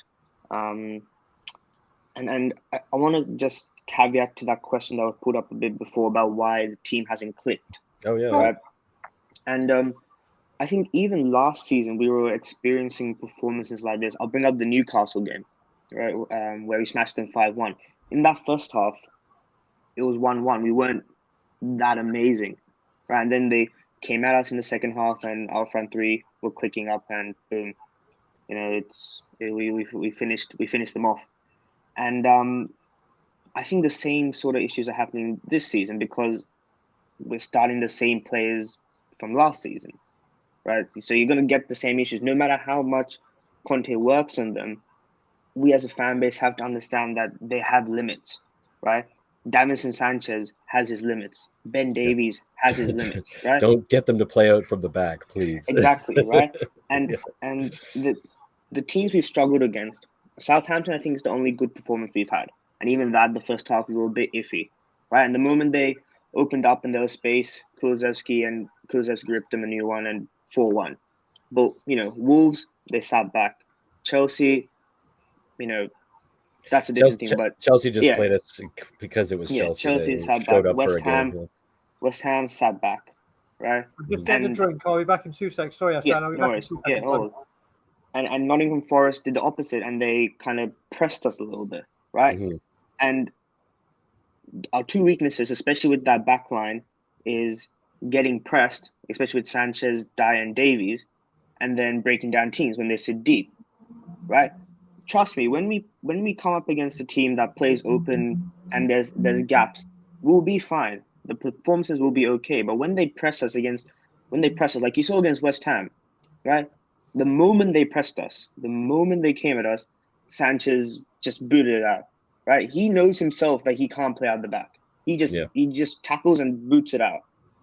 Right? Same with Dyer, Lloris, Davis. They all had stinkers at the back passing out. It was So I ugly. It was think, like the game kind of got out of control a little bit. Sorry to interrupt, but the yeah, game the got second a half. little. Yeah, Just second half. when Hoiberg's boot got messed up, it was sort of like we Yeah, lost so focus. disrupted the rhythm, I think. Yeah, And I think for sure. hopefully, fingers crossed, Romero and Longley start on Fulham. And I think if the right wing back can be changed to, I don't care if it's Doherty or Spence, someone other than Emerson, I Somebody think we'll different. see a lot more fluidity, right? Like that left-hand side of Longley, Perisic, and Richarlison, hopefully, I think will be a lot more fluid, It's especially passing comfortable at the on that back. side, isn't it? Yeah. Yeah. I think people, they base Longley's sort of appearance of what happened at Barcelona, right? Where he was playing in a high line back four and Barcelona were going up and down. But he's a good player, In the especially three. for what we want to do, especially in a three. I mean, Mm-hmm. how many people would want Ben Davies in a back four? How many people want Eric Dyer in a back four, right? It doesn't happen. But in a back three with two defensive midfielders in front of you, two wing backs who push back and you sit back, you get better defensively. Like, don't get me wrong, they've improved. Mm-hmm. But Longley his defensive liabilities will be improved in the back three, and his ball playing will be a lot better than Ben Davies. So I We're think missing that, aren't we? From those exactly we positions, are. right? I think Yeah. look, Lloris is a good stop shotter, right? No one's ever argued that, right? He can save a goal, and all I want from him is he gets the ball, just pass off to the centre backs, right? And with Romero and Longley, then it's up to them, right? He can pass it to Perisic into the midfield, maybe over the top, break the lines. And I think against the Fulham team who are gonna, press us, right? Because they would have seen, if you press our back line, it's like a deer in headlights. With those two in the back, I think will be a lot more solid. And I think if he makes those changes, I think our performances will be a bit better, but only if we get those changes in there. That's So I've got mean, sorry, quickly, Brian. I've just got to step out as well. Quickly use the facilities. Yeah. How do you think Fulham are going to play against Well, us? that's Do you what think they're going to? before you answer that, Sam, what I was going to mention on that is as I'll well. be back in a sec as well. You mentioned pressing. If you look back at Fulham versus Liverpool on the first day, and I watched Match of the Day and watched the analysis as well, they were pressing Liverpool. They came at us. They came at them because Liverpool like to play out from the back. Yeah. Right? And how do you stop that? You press them. You don't give them a time to think. It has, unless you're so well drilled that it's, ping here, ping in there, and we're not like that, especially with a back three of Sanchez, Dyer, and Davies, which is why hopefully Conte realizes this and he puts Longley in, he puts Romero in. Right? Otherwise, they'll target that right-hand side. They'll target Sanchez the entire time. Mitrovic will be on Sanchez like that. Yep. And if Sanchez is on the field, I wouldn't be surprised if he loses the ball, right? Or Mitrovic comes at him and he loses the ball. So we have to be. Great comment from Adam. There's a great comment from Adam here saying Mitrovic made Van Dijk look like Maguire, and he did, didn't he? And you don't get to say that very often about Virgil van Dijk. So what's going to happen if Sanchez is there? Well. This is it, and that's what we've got. Look, I'm interested to know more what you said because obviously I was there. You see this being a great game for Longley to make his debut? It will be. One, the opposition, obviously no disrespect to Fulham, they've done really well, but comparatively, it's not the toughest opposition to settle in, and he has to get a game at some point. I mean, I love Conte to bits, right? Yeah. He's an amazing manager, but he is extremely stubborn, right? He doesn't care about the quality of obviously he wants the quality of play to be nice, but I was listening to his press conference, which by the way was a very interesting press conference. He seemed a bit riled up when the transfer window comments were asked, but he said that he likes dependable players, right? Eric Dyer, he's a very dependable player. He didn't say he's a good player. He says he's a dependable player. The performance won't change that much. And I think, people are always asking, why Emerson? Why? It's because he can trust him. He can trust him to just be a person and just block the ball, right? Yep. He knows that he's not good going forward. He knows he has eyes. He's a good manager. He knows that Emerson won't contribute anything. But if you put someone like Jed Spence in there, who I think Conte doesn't doubt him going forward, but defensively, I don't think Jed Spence would be adequate because he doesn't know the system properly. Yeah. Right? You saw in that Nottingham Forest game, when Bentancur had to go up injured, he chucked Jed Spence at right wing. So he knows that Jed Spence can be an attacking player. But just like he said with Basuma about him being a step behind Højbjerg and Bentancur, it's the system. It's so precise. You have to know it off by heart where to position. When the right centre back goes forward, I always see Højbjerg move into that position, right? Basuma wasn't doing that. Like, he doesn't understand because he plays in the midfield three at Brighton. So I think that's something to keep in mind when people, go off at Conte for not changing. He likes dependable players, and something has to push, right? Because we have so many games. We'll have 3 games in about 8 days, right? It'll be Fulham, Marseille, Manchester City. Yep. Right? So he has to, whether he likes it or not, he has to change someone. And the best game to change is this game. Right? I think that's what I think. You're right there, but there's something I want to bring up to you because I've lost the comment who said one thing, but I'm going to read this comment out and then add it with another, and it's from Andrew M, where it says, "Agree, Hassan. Perisic, Longley, Dyer, Romero, Doherty is probably the best lineup, but would be a big change. It would be a huge change. But the other thing I want to add to that, and whoever it is that commented, please let yourself know, because there's another facility people saying." Someone said basically, could you imagine? There's a bit of change with that because whereas we're all talking if Sonny is to be rested or rotated, whatever word you're using, you could put Perisic up there instead of Richarlison and Sessegnon and Lethbridge. So there is this is why a lot of variation. Yeah, and this is why I wanted Carrasco so bad. When those links about Yannick Carrasco came up, I was on my knees. Such a versatile player, because he can play. He's like Perisic. Yeah. Right, but anyway, that's another thing. But I mean, he's right. A big changes will help, but it's sort of like the Emerson thing, right? Whoever you put there, Doherty or Spence, it's going to get better, right? It's just going to get better.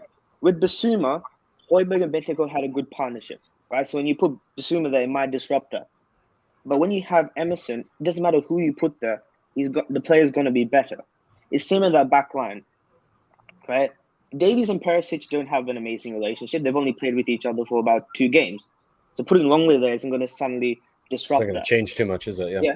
Good And if point. Dyer is, great lead at the back, he should be able to work with whoever comes either side of him, right? Great point. Romero's worked with Dyer Very good many point. games, right? He's worked with Doherty as well, whoever plays on the right wing back side, because he played for a few games before he got injured, right? So the only real person who'd be, the odd one out would be Longley, right? And like I said, Davies and Perisic don't have that big difference. So I get the point, but I think it wouldn't be too much of an issue. And after what I saw against West Ham, we have to change that. And what about moving into the centre? If we move into midfield now, do you see Bentancur coming back in, or do you see Højbjerg and Bissouma? No, it'll be Bentancur. Yeah. I know Conte wasn't impressed. Look, I wasn't impressed with Bissouma either. I think he grew into the game. I think you can see what he's about, right? You can see what he was. There was some passes which he made, which I was just like, where's that going? Oh, look, it's found a player in the front line. Right? He can do that, right? He makes those quick passes where, he's a mix of Højbjerg and Bentancur, right? When Højbjerg wins the ball, his first thought is, let me turn my back to go and pass it back. Just get the ball off. That's his job. Tackle, get the ball off, right? He's got a bit more progressive, I'll admit it, but that's his job, right? And I think Bissouma mixes Bentancur with a bit of progression, but also he's a destroyer in that midfield, which is why we're all calling out for Bentancur and Bissouma. Yep. But like Conte said, and like I've been saying, the system's so particular, and he's not going to risk that by upgrading in that position. He wants players who know the system, and Højbjerg and Bentancur do. So he's going to go with that midfield, and I feel a bit sad for Bissouma because he's not going to get a game. He's gonna figure it out though, Hassan. He's gonna figure it out. In training, he'll get it. And I think that's going to be key, right? And I think that I think you're making a very good point here. Conte plays patterns, and the players learn the patterns in training. And the reason he keeps playing the same team over and over again is because those teams have learned the patterns. So when new players come in, like Bissoumas of the world, and the patterns are very important, especially when you only play in midfield too. Exactly. When you're playing a 3-4-3, the patterns of those players, like you talked about, them dropping in when another player goes forward, filling in the space. That has to be automatic, and you saw with Bissouma it wasn't automatic. And if it isn't automatic, Conte's not comfortable because he needs to see that. Yeah, Bissouma likes to push forward. He likes to. He's one of his best traits, and why I was so happy when we got him was he wins the ball and then he just moves forward. His transition from defense to attack will be a real good thing for us. I agree. But in the midfield too, like you said, you can't just go off. You can't vacate you vacate your system, because that's what you're doing. In midfield 3, you can because you have 2 other midfielders too. So I still want us to play that inter system of a 3-5. So he has to learn. You got to remember as well with Bissouma. Bissouma went from being a very big fish in Brighton's ponds to being a smaller fish in a very, very, very big pond. And we keep talking about Bissouma, and I'm going to bring up Roman numerals comment because we're all forgetting this, and I love Skippy. I absolutely love Skippy. And him coming back, he's kind of been, he's been injured, and we know he's been coming back, but we're all talking Bissouma, Bentancur, Højbjerg. Bissouma, Bentancur, Højbjerg. Skip. So he's going to add something else. I'm very happy to see we have. If you look at the team, the places where we have the most depth is probably the midfield. Yeah. It's probably the midfield. So, look, people were talking so much about Skip last season. He did well. So he had some extra sort of thing. But that's just my thoughts. And fantastic stuff. Fantastic stuff. You got a score prediction for the Fulham? 2-1. You're with us as well. Yeah, it's going to be tight. Yeah, Mitrovic is going to be a hassle. If Romero starts, I think it could be a different story. But I think it's going to be a tough game. And look, if it's 2-1, I don't care as long as the performance is good. And especially at home, I think the crowd will let them know if the performance isn't. And I think if the performance is good and the crowd, because they've been so deprived, they start, getting higher and higher. I think that'll just push the team. So we have to come out all cylinders firing, put them under pressure, start pressing them, right?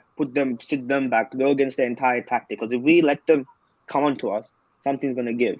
So we have to put the pressure on them and get them out of their comfort zone, and then hopefully our front three can rip them apart. Just before you go, Hassan, I want to say yes, you're an incredible guest, and I think you're one of the people with 100% record since we've been doing the Late show. Yeah, I appreciate you being here. May that continue. But there's a question that's coming that said from the panel. When you're on, we'll allow you to answer the question as well. No worries. I always say this name wrong, but he's a great supporter, or she's a great supporter of all the channels. Question on the panel. Could you see Højbjerg be as a centre back? Big up to yourself as well. So, Hassan, your thoughts on that first? I mean, he's got the attributes, I guess. I mean, he's a tall guy. He's about the same height as Romero, a bit taller than him. And he's a leader. I mean, he could do all right as a centre back. I just think we've seen him do so well as a destroyer in that midfield. I wouldn't see him as any other.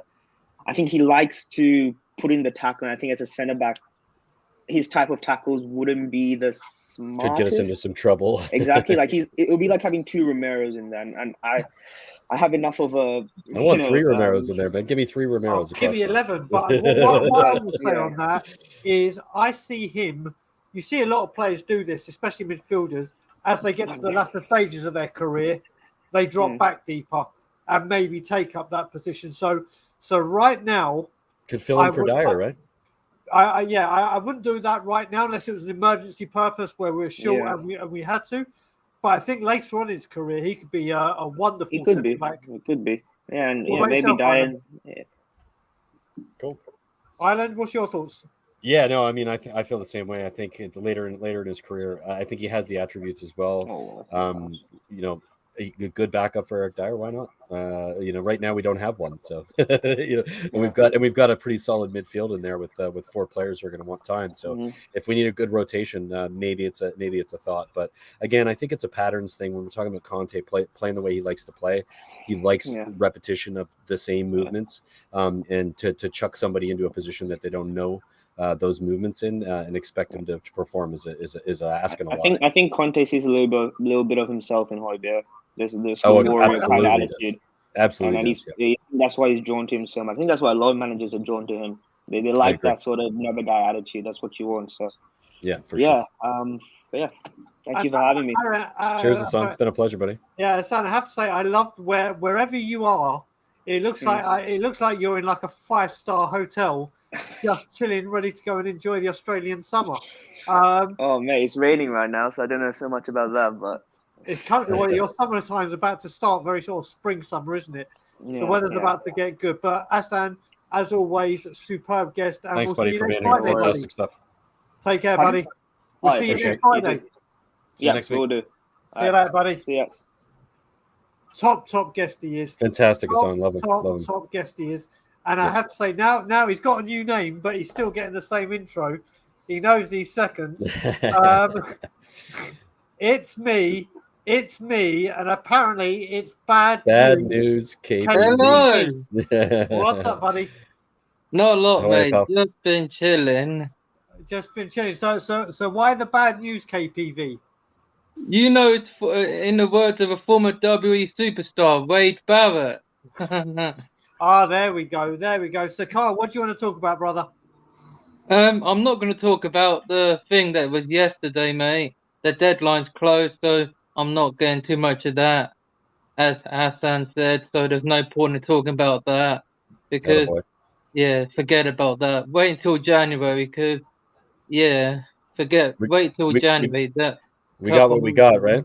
Yeah, we got what we got, and I'll probably agree with Conte. Like, we had a good window, but still we need a couple more if we want to challenge the top two. But I probably agree with what the gaffer said.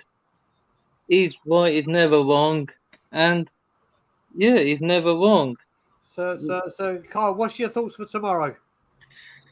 Fulham, as you know, this is a derby that can you guess the 4 players that played for both these clubs? Name the 4 players. Moussa Dembele. Correct? Dempsey. Clint Dempsey, Yep. Simon Ben, Davies. and Fine, yeah. Simon Davis Okay, Dimitar Berbatov. Berbatov. Yeah. and One the sec, one sec, one sec. I'll get there. Give me a moment whilst we're doing this, and I'll try and remember. I'll try and remember. Don't say it. Don't say it. Don't say it. no point. Let me tell you, Oh God. this is BZ. Sorry. BZ. Oh, Gazaniga. Oh, Bobby Zamora. Correct. There we go. How did I forget Bobby. that one? And Oh, wait a minute. No. And you get there. You go. C. Gazaniga's Sherman. on that list. What about Gazaniga? oh, Sit. Gazaniga, yeah, There's but another one. There's oh, another one. But yeah, that Gazaniga. was a nice little quiz we had there. Yeah, But so yeah. this is a derby. Like, What's your thoughts, Carl, on it tomorrow? Fulham, like, we always beat them when we played them. We always beat them, but the last time we played them was when they got relegated in 2021. We drew at the Tottenham Hotspur Stadium because we were 1-0 up when Kane scored that header. It's like the Van Persie header against Spain in the World Cup in Brazil. Kane done the header. We go 1-0 up. KPV, your memory is incredible, buddy. The stuff you just keep pulling out. We go 1-0 up and then they equalise. Then we win 1-0 at theirs in that year as well. Like, we've beaten them every time we played them. Who remembers Harry Winks scoring a winner, an assist from Nkudu? Yeah, not only do I remember that, I was working at booking.com and I was flying to England shortly after, and I was watching the game with my team. That I was just sitting there on a Sunday, but I made sure they knew I didn't work while Spurs were playing, but I'd be by them in case they needed me. Yeah. And I was going, oh, for God's sake, it's a draw. I was going, oh, they stand up. And then we scored, and then I just screamed. I forgot that I was at work, and I went screaming, and the whole office thought like there was a fire drill or something. But yeah, Carl, what do you see happening tomorrow? What do I see? You think it's going to be tight? You think it's going to be an easy win? How are you feeling about the difficulty of the game? I think it's going to be an easy win. I expect the beast to come back in. You know, Romero, the best centre back we got last summer. He was the centre back of the year in the Serie A, and I expect him to come in. Like before the last few games, we haven't conceded a goal when Sanchez started, but that all ended on Wednesday. So it's time we bring back Romero in because, yeah, Davison Sanchez has done a good job. Well, Romero was out injured towards the end of last season, 3 clean sheets, and now we've kept at least 2, but I think we probably won't. But like we do have Fulham's number, to be honest, just so you know. And Kane always scores against them, but Son hasn't. So can Son end that? Of scoring against. Son with a brace for you, KPV is going to get off the line and shut everybody up, or what? Yeah, I think so. I expect Kulu to go on the score sheet again. I think he's been our best player this season. Would everyone agree? He's been our best player. He's in the conversation for sure. That's a question very I good. haven't even thought about. Would I say Kulu has been our best? I think I'd have to say Højbjerg. I think I would have to say. I think I would say Højbjerg, but Kulusevski. Don't get me wrong, Kulusevski. He's been brilliant. Southampton, he was brilliant. Chelsea, I don't think he was great. Nobody was though. Wolves, he played better. Forest, he was very good. But Wednesday, exactly. Yeah, it's a great. But do you know what? I'm going to ask every caller that comes on right now. That's going to be a question: score prediction, and who you think you're playing. Question from KPV. KPV's keeping to the topic there. Score prediction. What do you think? Score is going to be tomorrow. Score prediction. I want at least a bigger scoreline, but that's not going to happen. I say 4-1 maybe. Son You're going Bobspur. You're going Bobspur. Bobspur scoreline. 4-1. Yeah, Bobspur style. Son 2, Kulu 2, but Kane always seems to score because he's got 4. He's only 1 behind Mitrovic, but yeah, Mitrovic is definitely going to score as he always does against us. Done it for Newcastle and he done it for Fulham, not during the pandemic, but it was the season that yeah, they got relegated in 2019, but he always scores against us. He does. So yeah, he'll score at least one, but he'll probably score two, but one only. And then Champions League night's back on Wednesday, boys, and then we've got the team that Sonny loves scoring against, Man City, because we have their number. If people haven't forgotten, we have their number, but they've got Haaland, who's only 22, but we haven't played against him. But this is going to be tough. Kane versus Haaland. It's like, yeah, two of the best strikers you're looking at. But yeah, Kane loves a goal against City, Son does, and Kulu does. So So yeah, let's yeah. see. Carl, I've got a couple of things to say to you, just to quickly let you know. So my man Graham, big up Graham, also has added another player. Alan Mullery played for Spurs and Fulham. So there's another Oh, player to add there from back six. in the day. Yeah, that's six. And Six.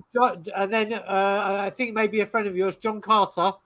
Are you watching the game down the Red Lion tomorrow?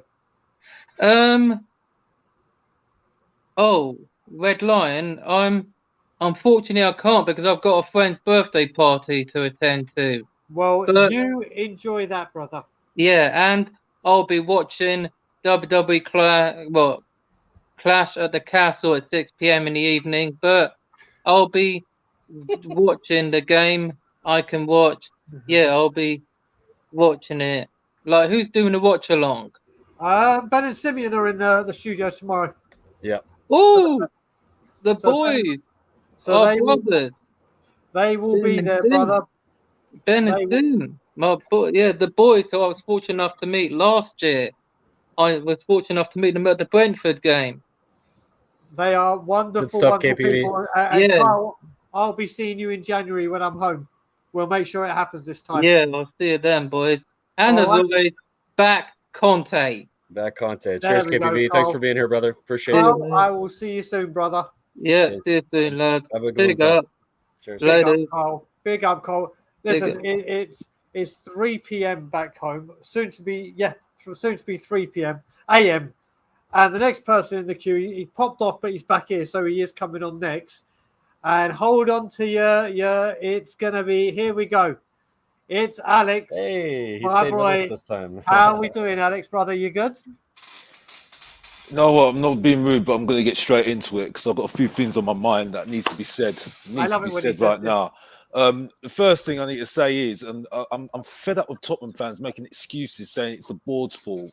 I'm sorry, I need to say this. If Kane and Son do not win a trophy and don't win a Premier League, they're failures. They've failed, as far as I'm concerned. I don't give a monkey's what anybody else says to me because no Tottenham fan can see. They don't want to hear it. They do not want to hear it because they're in echo chambers. They're in echo chambers at the end of the day. And as far as I'm concerned, I've got excuses that saying, "Oh, it's because of the board, it's because of Levy, it's because of this, it's because of that." And that's no disrespect to you, Brian, because I know exactly what you're talking about. Like, because I know what you're saying. But I keep on hearing this excuse. Danny kept on saying it as well. And I watched over Tottenham away, and I sat there and thought, "No, I'm right. I'm sorry. If you're telling me they are world-class players, why have they not won a Premier League, bruv? Why have they not won an FA Cup, bruv? Is it the board's fault that they messed up in the Carabao Cup final? Was it the board's fault that they messed up in the Champions League finals and the semi-finals? No, it wasn't. It was their fault. And every single team that have lesser players have won trophies with only a few world-class players. I'm sorry, it's a failure. And the thing is, though, I'm going back on the fact of saying this because now we're saying at the moment, we keep on talking about this transfer window, which, to be honest with you, is a joke, to be honest with you, because it's not FIFA. Like I said, you know, we're not here to play FIFA here. You know what I mean? Like, there's a long way to go in this season. You know what I mean? We've got a World Cup, which people seem to forget. Now they started to remember it now. We haven't even played 2 games a week. You know what I mean? So as far as I'm concerned, you know, if you're a world-class player, you can inspire players to do well this season, you know, and win a trophy. You know what I mean? Now I'm hearing from Tottenham fans saying, "Oh yeah, you know what? If we get a Carabao Cup, it's going to inspire Tottenham." I'm not being funny. We had lesser players in 1999 with George Graham, yeah, and we had an on par team in 2008, and supposedly had Berbatov, Robbie Keane, Woodgate, Ledley King. Yeah, I said Ledley King, by the way. Ledley King, who had bad knees, by the way, and some of the defenders that are in our team at the moment can't even touch him, by the way. I'm talking about Eric Dyer, that everybody says is the next Van Dijk, by the way, which is the gift that keeps on giving Tottenham fans, which I don't understand that logic, Alex, by the way. who says that, Alex? Don't get me started. Don't get me started. Sorry, Yeah? I've never heard anybody say it, but go on. Trust me, I've heard it. Trust me, and this is the gift that keeps on giving Tottenham fans. But like I said, like when I'm hearing this, making excuses. Yeah, making excuses because we haven't won trophies because they've been surrounded by rubbish. That's excuses for me, and I'm sorry, I'm not hearing it anymore. It's excuses, and I'm sorry, which you're a world-class player, and it's Kane's fault and Son's fault as well, because the fact is they could have left. They could have left and found trophies, bruv. Son had the opportunity to leave Tottenham and go to abroad to win trophies. He could have done that. Okay, Alex. So let me give you my point on that part. Talking about the board, to an extent, you are right. To an extent, there's something there because what I will say is they have been to finals. They have got to finals. Have they turned up at the finals? And that's when you want your creme de la creme to shine. And Harry, as we know, Harry Kane in finals for us, and in the Euros, for some reason. It just hasn't worked for him. Harry Kane helps you get to those finals. Harry Kane, when the finals have come, hasn't lived up to what we expect from him. That's where you think, right, Harry Kane, done deal.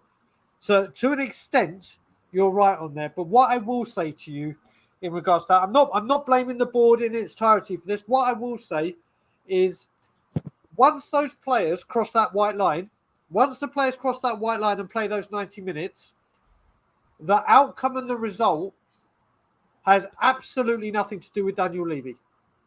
The very fact, though, that they are on that pitch is everything to do with Levy.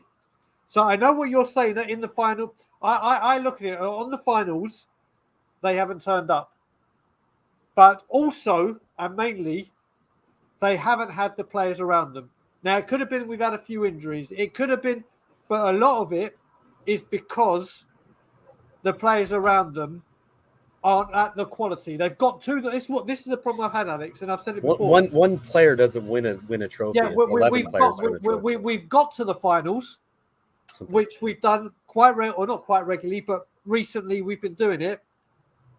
But what we've got there, but the players haven't got the job done. And then we're like, okay, we got to the final, brilliant. And then the next year we'll get to the semi-final and we'll lose in the semi-final. It's like, we got to the semi-final.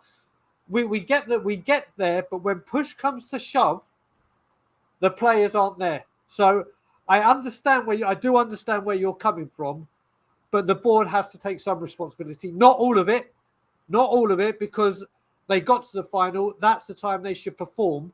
What do you think to what I thought? Listen, I respect your... Listen, Brian, this shouldn't be really directed at you. It's directed at people like, and no disrespect, because he's my boy, yeah, Danny, like people like Stelios and all these people that keep on blaming the board, yeah. Now, I love these guys, by the way. I love these guys, and this is where I need to debate them, yeah. But I'm getting these excuses, and I'm getting to the point now. And the thing is, though, Kane knows this as well in his own head himself, because he wanted to leave last season. And he wanted to go to the Premier League last season. The thing is, though, Kane is not going to leave to go abroad. He's going to want to play in the Premier League. He's a homeboy, yeah? So he wants to win the Premier League. And when I'm hearing that saying, oh, well, Foden has won loads of Premier Leagues, but he had a load of good team. He had lots of players around him, and he played for Manchester City and everything else. I'm sorry, that's just an excuse. It's absolutely excuses. Alex, it's excuses. No, it's excuses. Because Liverpool are similar teams to us, yeah? The only reason why they're doing really well because they kept to a philosophy. Yeah, they kept to a philosophy. And they've kept to the players, they've kept the managers that they needed to keep as well. And we're just making excuses. Pardon? Wasn't the recruitment better? Yeah, recruitment's better as well. But the thing is, though, you don't hear these excuses. You don't hear these excuses from elite clubs, though. You don't see it. You do not hear it. And I'm sorry. I'm fed up. I'm hearing these excuses from Tottenham fans saying, oh, well, we didn't get the players in. We didn't have these players. We didn't have these players. I'm sorry. When you've had two world-class players that were playing at the top of their game, and this is the thing, everybody was going up in arms about Son not winning his accolades, his single trophy, yeah, about not being the top player in the world, yeah. The reason why he didn't win it because he didn't win a trophy, did not win a trophy, yeah. And I'm telling you right now, Kane will be regretting it when he doesn't win a Premier League, because I tell you now, he's looking at it and saying to himself, sitting there thinking, I'm the best player in the world. Why am I not winning a Premier League, bro? Why am I not winning a Premier League? And people will say to me, well, Gerrard didn't win a Premier League. Well, he won a Champions League, bruv. So he's laughing in your face. That's what he's doing at the moment. That's what I'm saying. He won more than Champions League, Alex. But what I will say with you, and it's brilliant that you use Liverpool. We always use this sliding doors moment when we beat them 4-1 at Wembley. And we go on about it. Now, the reason Liverpool with Klopp, what I always say about the philosophy, because I spend so much time talking about how we've chopped and changed managers and styles of play and attacking, defensive, pragmatic, blah blah blah. But when you say Liverpool, you got to remember what they did is they sold Coutinho, and then they had two people that they recruited really well and surrounded the best players with the best players. That's the thing. I know where you're going again with this, Alex. I know what you're trying to say, but again, what Liverpool did, especially under Klopp, and I can only use it under Klopp, is when they got rid of Coutinho. They knew they needed a rock hard centre back to be the man, and they needed to sort out their goalkeeping issues. And bang, what did they do? In come Alisson, in come Van Dijk, and you look at this team now. You look at it as well. Liverpool used people like Trent Alexander-Arnold. Liverpool have always had a way with Robbie Fowler, Steven Gerrard, Michael Owens that are constantly coming through that youth academy, like Man City when you said Foden. Now, it's very, very hard when you say Phil Foden, sorry, because you can't compete with Man City. Man City, you and me could be, Alex, playing for Manchester City, and we will win everything because of everyone that's around them. But like I said, I completely see where you're coming from. I really, really do. But we'll have to wait and see. What do you want to add to this, Island? I don't see where he's coming from at all. I think it's absurd, but I think the reality of the situation is the best players certainly can affect how you perform in big games. Absolutely. I think that's correct, but I think that those players need to be surrounded by other players that have the same mentality. We have not had that because of poor recruitment. Brian just pointed out the reason for it when it comes to the Liverpool example. When you put the best players with the best players and you recruit well, you win things. We're not doing that. We haven't done that in years, and that is the board's problem, and that is the problem of management, and that is the problem of Daniel Levy and the people around him who haven't done their jobs properly. To not see that and to blame specific players isn't thinking about it as if it's a team game. It's 11 players on a pitch. You have to make every player in every position understand what their roles are. If you don't do that and you don't do that well, you end up looking like what Alex is saying here is that Harry Kane doesn't perform in finals. The fact is Harry Kane was chucked into finals on a couple of occasions where he was injured for 3 weeks prior to it, and only because he's Harry Kane, he ended up playing when he shouldn't have played. That's poor management, not Harry Kane's fault. So I think blaming players and saying that they're not good enough to win titles and that they're a failure because of it, I would agree with that to an extent, because I think all big players make big things happen, but they need to be surrounded by other big players. The biggest clubs have good recruitment, bring in the biggest players to play with the biggest players. We have not done that. We have not done that for many, many years. Arguably the 22 that Levy's been in charge for. So to not recognize that, I think it's nuts. But you're welcome to your opinion. The argument, you didn't understand the argument though. He's a failure if he doesn't win a trophy, and he knows he is a failure when he doesn't win the trophy because he wanted to leave last season. That's the point I'm making. But at the end of the day, you've got people behind Son saying he needs to leave Tottenham. He chose to stay at Tottenham. Okay, so that shows that he's not bothered about trophies at the end of the day, right? Because at the end of the day, we have not won a trophy. And at the end of the day, I'm hearing from Tottenham fans saying, I just want to get a Carabao Cup and it will just release me. Now, for me, that's the wrong mentality as far as I'm concerned. Because I don't disagree with that. I'm sorry. I said I don't disagree with that, Alex. Yeah. Oh, thank you. But what I'm saying is that I'm fed up of hearing it that I just want to get a trophy. That's the wrong mentality. Because I'm sorry, if you've got Antonio Conte, okay, this is the best opportunity to start making noises right now, right?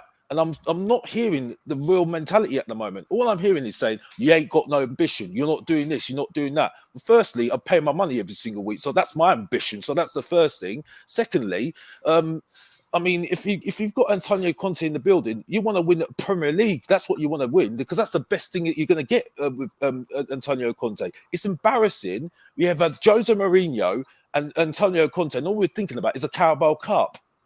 A Carabao Cup. I mean, I don't know that it's all we're thinking about, but I think you know, I mean, a Carabao Cup. We certainly need to be more people are laughing ambitious. at us saying that, you know, we've had the best transfer window in the world, best transfer window this year. I mean, it's ridiculous. And leading to my other point, now all I'm hearing now from Tottenham fans, I fear Arsenal. I fear Arsenal. The team that I just need to remind people about Arsenal. This is the team that got rid of Ambanian for free to Barcelona. And you know what Barcelona did? Oh, end of the transfer window, sold him on to Chelsea for 10 million, made 10 million profit. So that's a mug of a team that we're talking about. We're fearing at the moment, by the way. Yeah. So Alex, I'll tell you what. Let's move on to that. Let's talk about. Obviously, Ellie told me you're going to the game tomorrow. You're meeting up with Ellie.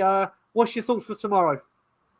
I didn't really want to talk about the game, to be honest with you. I wanted to make some points just about this, really, because that's what I wanted to make on. I mean, in terms of tomorrow, it's tomorrow because I'll be there tomorrow, but we'll see what happens tomorrow.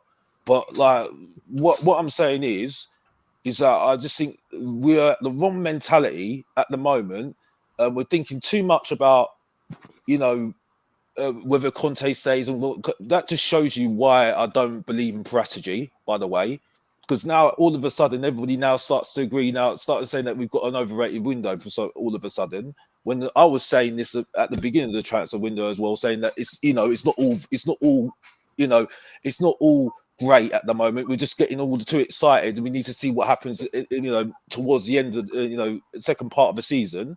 So for me, and yeah, people are going to have a go at me, but I don't really care because I'm Mr. Box Office, so I don't really give a monkey's what you're going to say to me, bruv. Damn it. You know what I mean? Come at me all day long, but this is the truth, and that's it. And until I see some proof that this is going to be a team that is going to have the mentality of winning trophies like Antonio Conte, I ain't going to change, and that's it, because we are playing dire at the moment. I've been told that we play well against Southampton, a bang average Southampton side, by the way, which I was there, by the way, yeah? Right?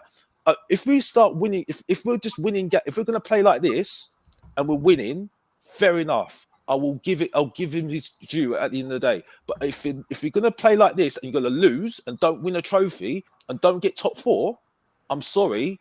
I'm still going to hit it at. I'm going to still have my points of view on this team at the end of the day. And at the moment, we are not playing well. Alex, I agree with you. We aren't playing well. I don't think anybody is saying that. We appreciate your opinions. We appreciate you coming on and having your say. We could have this conversation all night, but we have a couple other people in line. I'm going to go anyway. So Alex, so come back next Friday, and we'll see what happens against Fulham tomorrow. We'll see what happens at Marseille on Wednesday. See how the team performs. We'll have another chat about it. Yeah. No. What's your prediction, Alex? Give us a prediction quickly before we move on. As a question, as you answer the question, I'll answer. Just say 2-1 possibly, and that's it. Cool. But yeah, thank you guys. Anyway. Buddy. Alex, brother, big up your channel, man. It's Alex CHSC. I should be doing more streams, to be honest with you, because I was just getting frustrated because no one wants to invite Mr. Botson to the party. I've realised now these days because they get afraid when I get in front of a mic. So, well, maybe next time I might have to start doing some more noises on my channel more. You know what I mean? So, but get your channel going and come back next week. Yeah, you can come on our channel too. You can always come on Tottenham on tour, brother. And Alex, we need to speak because I'm coming back in January, mate. And we haven't caught up. You know what? I shouldn't even be aiming at you two, man. You're not especially Brian. You know what I mean? But which Brian one? Daigle, We're both Brian, but that's okay. It'd be much easier if Daniel was here because then I could just have a go at him. You know what I mean? But he's all good. I've seen him in the comments. He's in the comments, but yeah. So I don't know why he's up at Oh, I know why he's up at 4 a.m. He has somewhere to be at midday today, so he's about to get ready so he can be there on time. Oh, sounds right. Yeah. So Cheers, Alex. Thanks for being here, man. Catch up over the weekend, brother. see you later, man. See you later, Have a good one. brother. Bye-bye. Yeah, do you know what? I have to say, Alex, I love that man. I've met up with him many a times. I go out for dinner with him when I'm back in London. He is one of the most incredible, nicest, friendly. He's a very lovely guy. He's honestly. I know. He is very outspoken. He is very forthright with his views, but he is a wonderful person. That is it's always good to see him, and obviously he has the best smile in the world. If ever you're in a bad place, just look at Alex smile, and it will just cheer you up. So I wish he smiled more, to be honest. But yeah. So moving on now, we are now moving on to people that are on this side of the pond, and in our neighbours down south in America.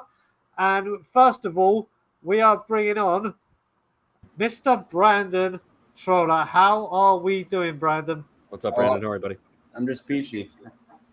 How's the late night going? It's going good. It's going good, brother. You know, Alex gave us a little bit of extra business going on there. It was some fun, but yeah. You gotta love the business. I mean, Yeah. hey, all credit to a man who's willing to be outspoken. You know. Exactly right. He's got his opinions, agree or disagree. We're welcome to let him speak them here. No, And, much respect. It takes a little something to go to a place where you know that most people are going to disagree with you, and still stand up for what you believe in. So hey. Exactly, Brandon. What do you want to talk about today, buddy? I guess just continue on the thread we were just on. So let's go, Brandon. Why not? So again, I respect your opinion, Alex, all my heart. But it's not an excuse when you think about the history of the past decade in the Premier League, right? So, yeah, you've got your Man Cities, your Man Uniteds of the world who are going to spend like it's nobody's business. And it's just a further indictment on the club of Manchester United that they haven't done, jack in the past decade, right? Ever since Fergie left.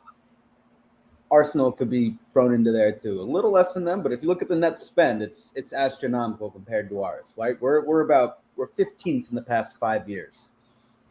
So it's even crazier when you look at the past 10 years. So the only club that you could compare to our situation in terms of how we treat our finances, how we run our club, could be Liverpool. But there's a massive difference in the outcomes there, right? So you got Liverpool, who did what we should have done 10 years ago when we sold Gareth Bale. Philip Coutinho was their Gareth Bale. Except they, the board, the director of football, went in and invested that money wisely. They made about 3 marquee, which ended up being world-class signings with that money in a direct correlating sense within a year or two, It happened like that. Correct. We made 1, Christian Eriksen, and then 6 middling at best, but for the most part, god-awful signing with our theoretical Philip Coutinho money, okay? So we, unbeknownst to us, just like similar to Liverpool, they had, Mane in the ranks. Nobody really knew how good he was going to be, right? People like, Mohamed Salah, no one really knew how good he was going to be, but same thing like Heung-min Son, Harry Kane, Dele Alli for us. No one really knew that they were going to turn into what they turned into. Yep. Other comparison, right, is that when we sold that money 10 years ago, and this is going to piss some people off because I love my Pochettino. Oh, I love him very dearly. Always will hold a special place in my heart. But time has told that while he was punching above his weight, he's not in the class of manager of the type of Jurgen Klopp, Pep Guardiola, and Antonio Conte. We've now got our Jurgen Klopp, but we don't have that windfall, natural, cash from a massive sale that would necessitate a club of our transfer strategy, of our financial strategy, to go ahead and wisely invest that into the market. Say what you will about Pochettino's tactics, his ability to get the most out of players, which is very, very accurate, very, very, very true. He missed on a lot of signings. Not to say that they were all his, because Then again, they were who signed all these guys? Was it Pochettino? No. Was it Jose Mourinho? Not really. It was Sir Daniel Stinky. Oh my God! I mean, this man took what should have been Tottenham's version of the Liverpool Revolution. Again, Yep. they were dog for a long time. They got the manager who then invested in the right players who fit a specific way of playing ball. And we didn't. We had a very clear disconnect for the longest time up until theoretically this past summer, which is, I think, somewhat accurate to say, but still up for a little bit of debate, where there was a massive disconnect between the manager and the director of football. Yep. I mean, in my eyes, it's simple as that. Yes, there are excuses that people make for Son and Kane. But there was a little bit of luck in that Champions League final. Well, unluck in terms of Harry Kane not being fit. You know, you can't help that he was injured for the, period of time that he was in. We had Musa Sissoko starting in midfield. I mean, don't get me wrong. Kind of a little bit Sissoko. Look at you head bobbing and sing that. I felt out of place. Harry Winks, who not a single team in the Premier League wants to take today. Not to say that he's the same player he was then. Yep. But Dele Alli, where's he? Huh? Turkey. I mean, come on. We had players that were punching above their weights, a manager who was brilliant at doing that one specific thing, but a board who was not willing to back him. So do you know what, Brandon? What I want to say as well, because I saw a few people in the chat talking about when you mentioned the Gareth Bale money and obviously Ericsson, and I've seen Soldado's name mentioned a lot in it. Now, whenever I see Soldado's name mentioned, I have to speak about this because it just goes to show exactly what we're saying about the recruitment and bringing in the right players. Now, Soldado, when we brought him in, had scored 20 goals plus 5 years in a row in La Liga. He had constantly scored, but the way he did that was he played in a 4-4-2 where there was big guy, little guy. And literally, that's what did it. So we brought him in, and then when he came to Tottenham, we said, right, what you're going to do now is, I know you scored 20 plus goals 5 years in a row being in a 4-4-2, but now you're going to play in a 1, and what we need you to do is we're going to have the midfield rushing on behind you.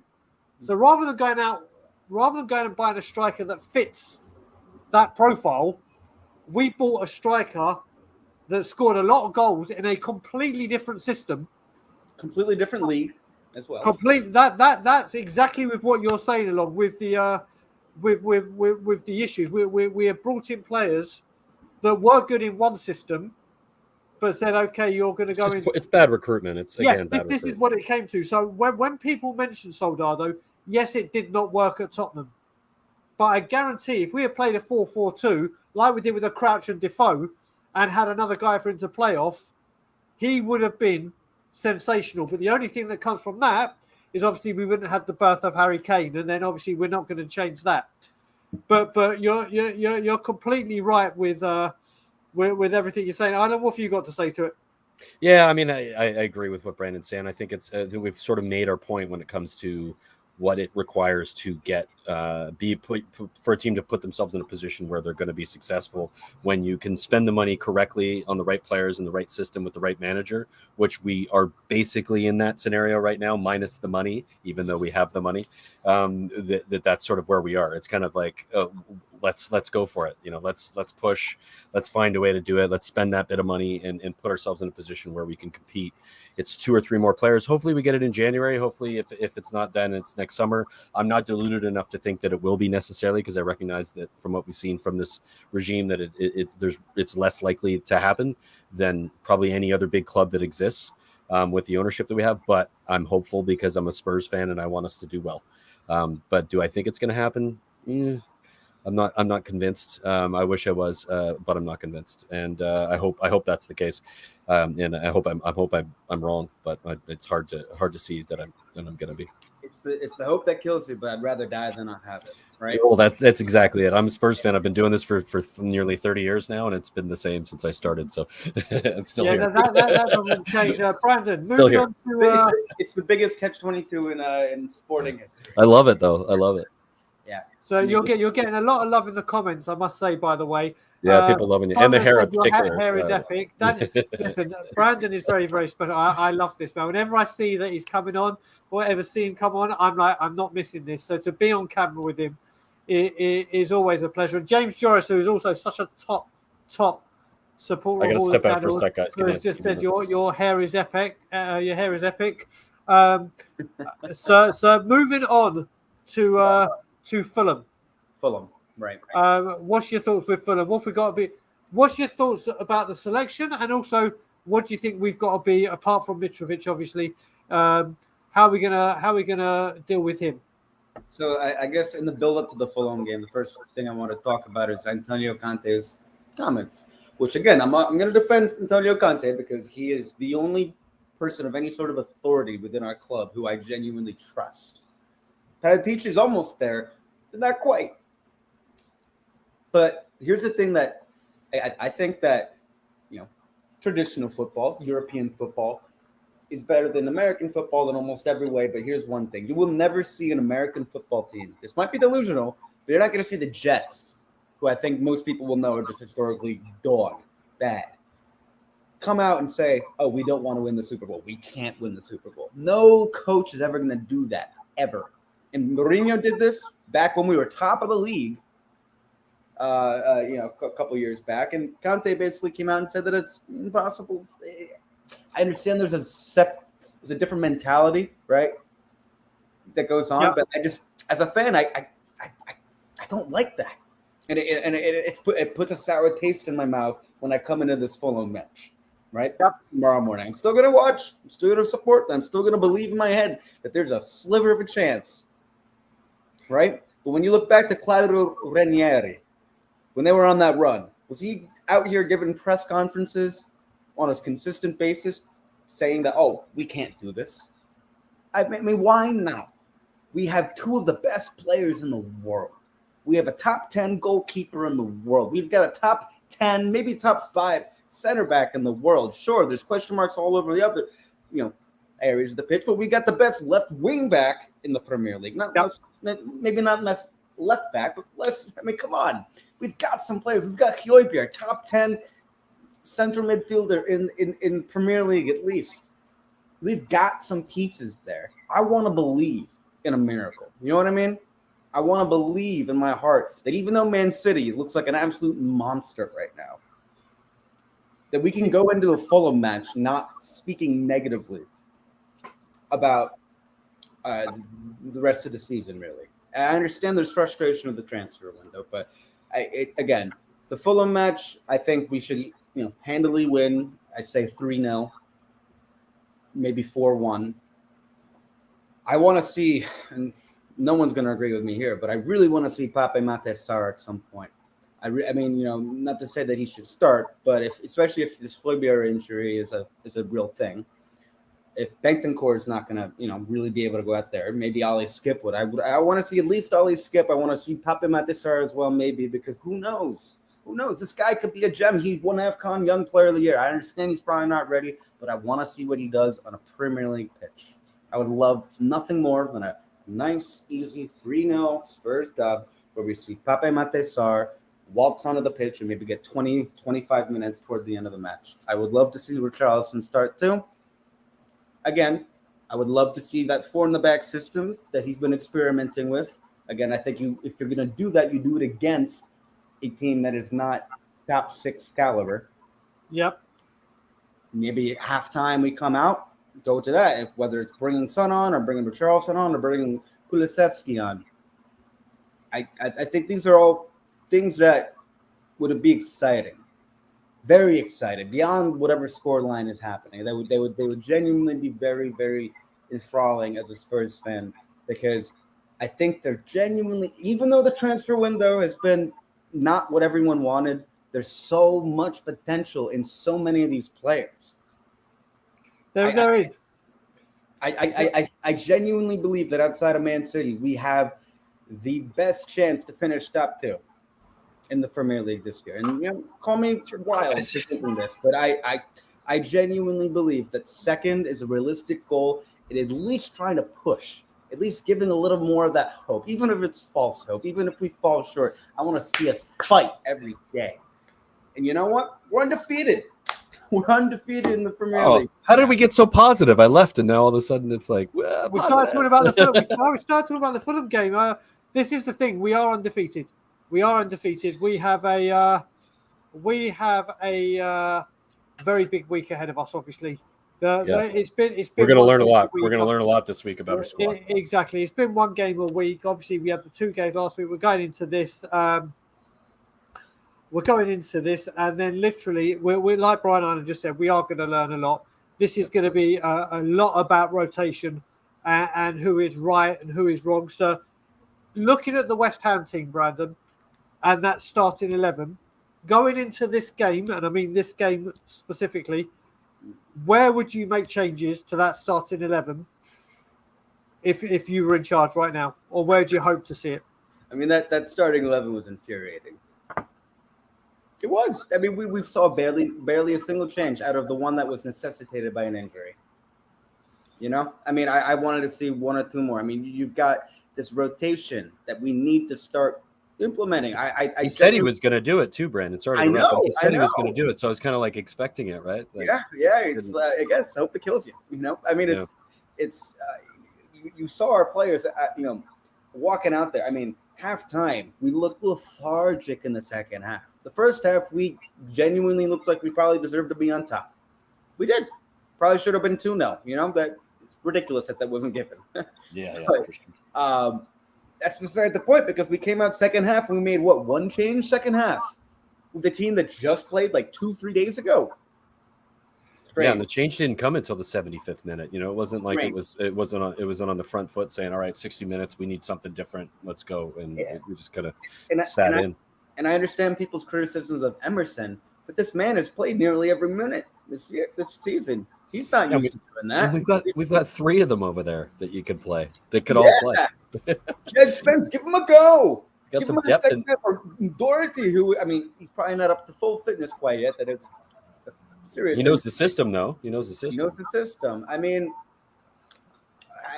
I was just at a loss for words watching that. I was screaming at the telly.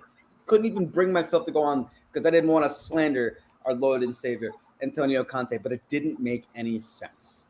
And so if I don't see at least 3 changes, I'm going to be genuinely not questioning him, but just confused. Just annoyed and confused, yeah. We have all these signings, all these players. I mean, why not give some of them a go? Even if it's just at halftime. Here's one thing I genuinely was somewhat wary about from carrying over from last season. Thought maybe it was because our squad depth was so thin.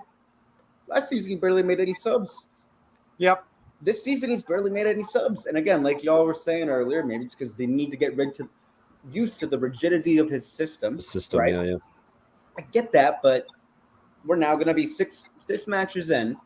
Some of these players would have had 2-3 months to get used to it. The professionals, this is their job to get used to something, right? If you get hired for a job and you're 2-3 months in and you're still not getting it, usually there's going to be some questions asked, depending on,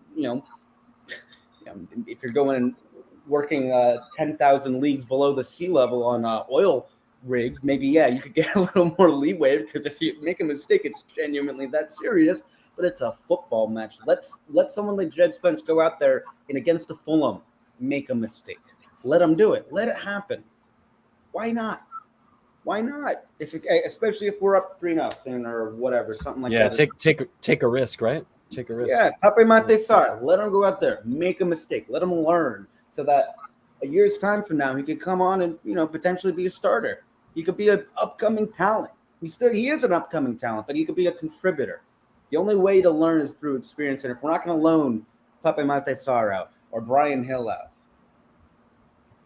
find a way to get him in the side somehow, Yeah, even Let's if get your prediction, Brandon.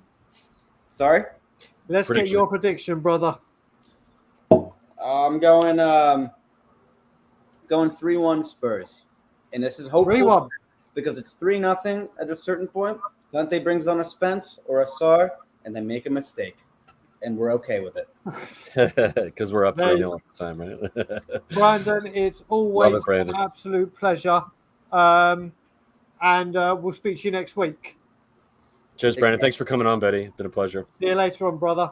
So Great we chat. have one last caller, and there's just something I'm going to address before we do this, because I've just been keeping. There's a guy called John Carter that asked me to have a look in, to have a look and bring some comments up. Now it's very, very hard to bring the comments on all the time. Now I had a quick review of what's been going on, and I am going to address this because I don't like it when I see this.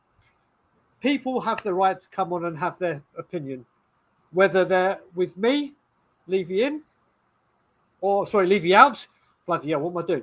Whether He said it. Where's Cody Mack? Where's Cody Mack when you need him? Or leave you in. But there's some things I don't tolerate. 2 hours, 34 minutes. There's something I don't tolerate. Well, I don't know whether it was Brandon or whoever came on, or if this is at me. And I'm going to just go through a little thread. I hate negative fans. I'm proud of what we have achieved in recent years. It's not negativity. Like I always say, we all want a successful Tottenham. I don't think Levy in is a negative. Do I think they're wrong and I'm right? Yes, I do. But I don't go calling them negative. I don't go saying things like this. So that's where that started. So then we had Bill, under these owners, we will be miles off with this. I'd rather watch decent, try to score and put a goal. Or people like Conte and Mourinho need proper financial support, which I agree with. I don't think it's negative. I don't think. And then we have John Carter responding, we have the best stadium in the world, the best training facilities in the world. It makes me laugh, people saying we are not progressing. And then this is the one that's done. I mean, first of all, what I will say to this is I support Tottenham Hotspur. I don't play Tottenham Hotspur Monopoly. I agree the stadium and the training ground is a wonderful thing to have. But I was brought up to care about what goes on that football pitch. What goes on that football pitch is what we all know and love. And the one thing that's done it for me is this one.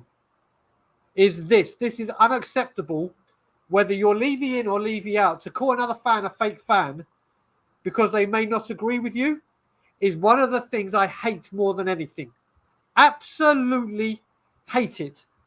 I do not call Levy inners fake fans. I do not call people from all across the world that can't get to watch our beloved club at Tottenham Hotspur fake fans or plastic because they cannot get to the game.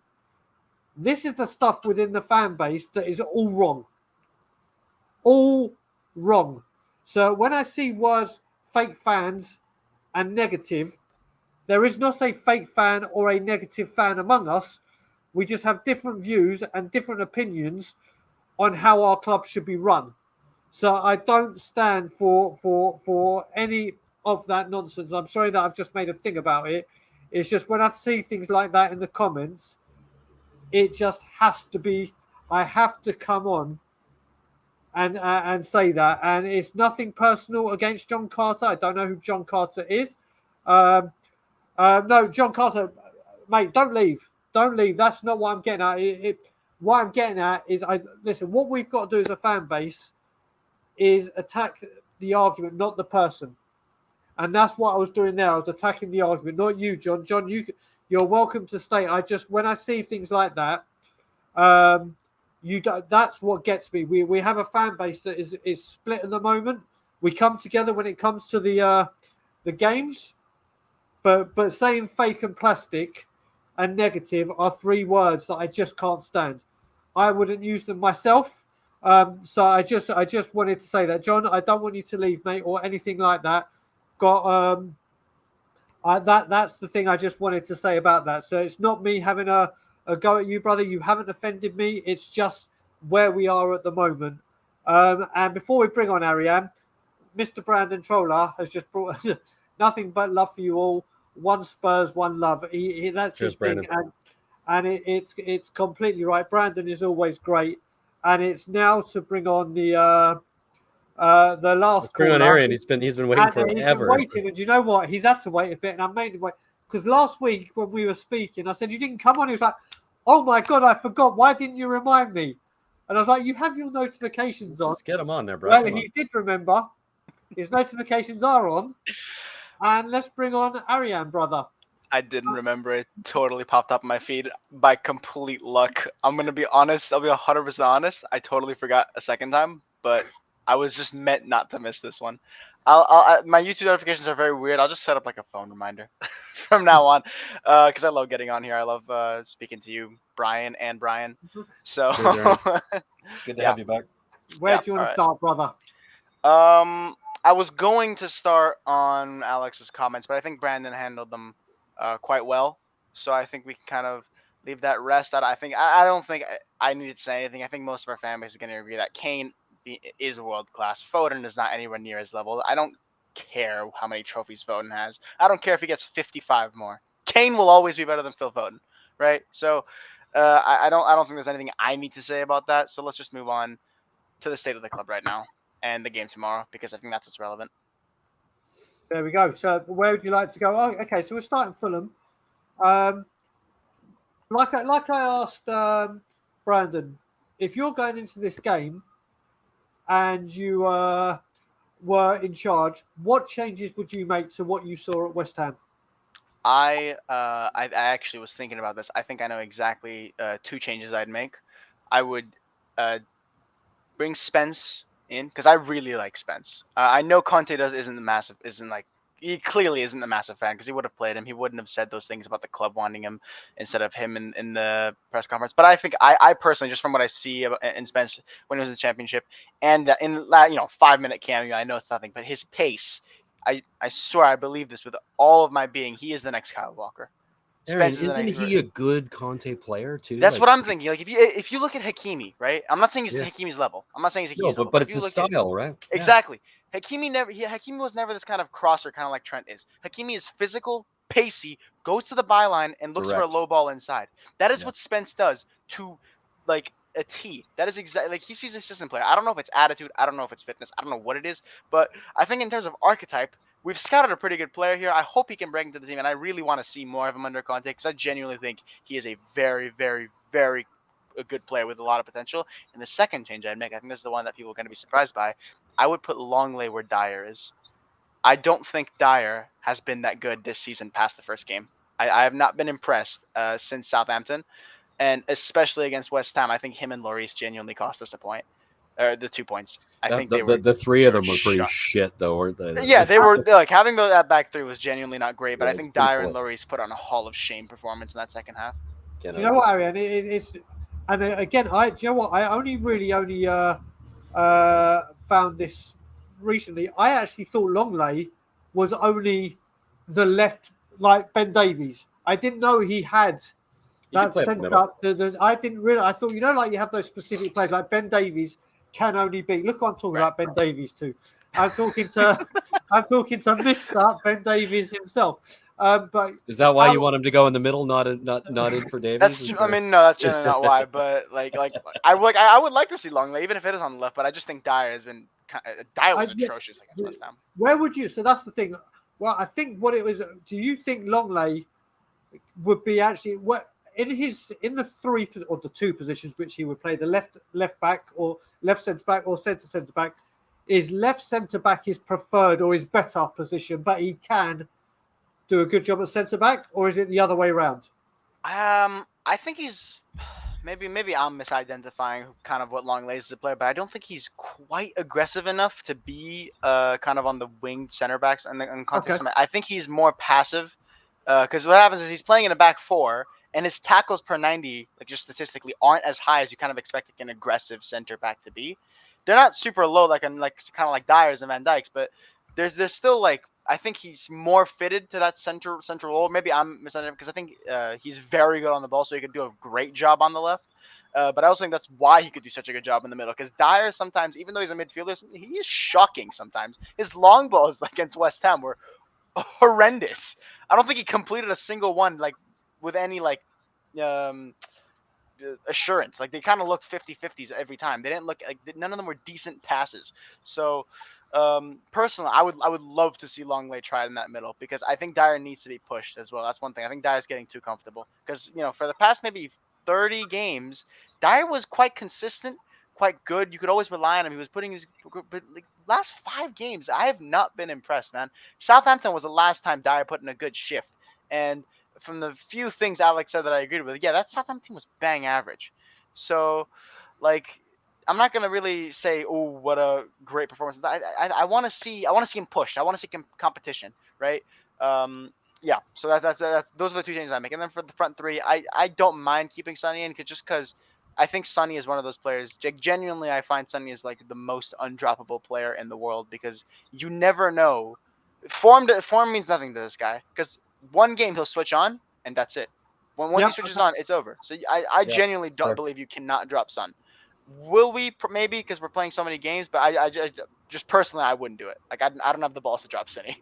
So those are the but you've got to look at it, Ariel. When you say that, we've got Marseille and Manchester City coming up. Yeah, you're not dropping them; you're rotating. So yeah, that's the thing you got to look at.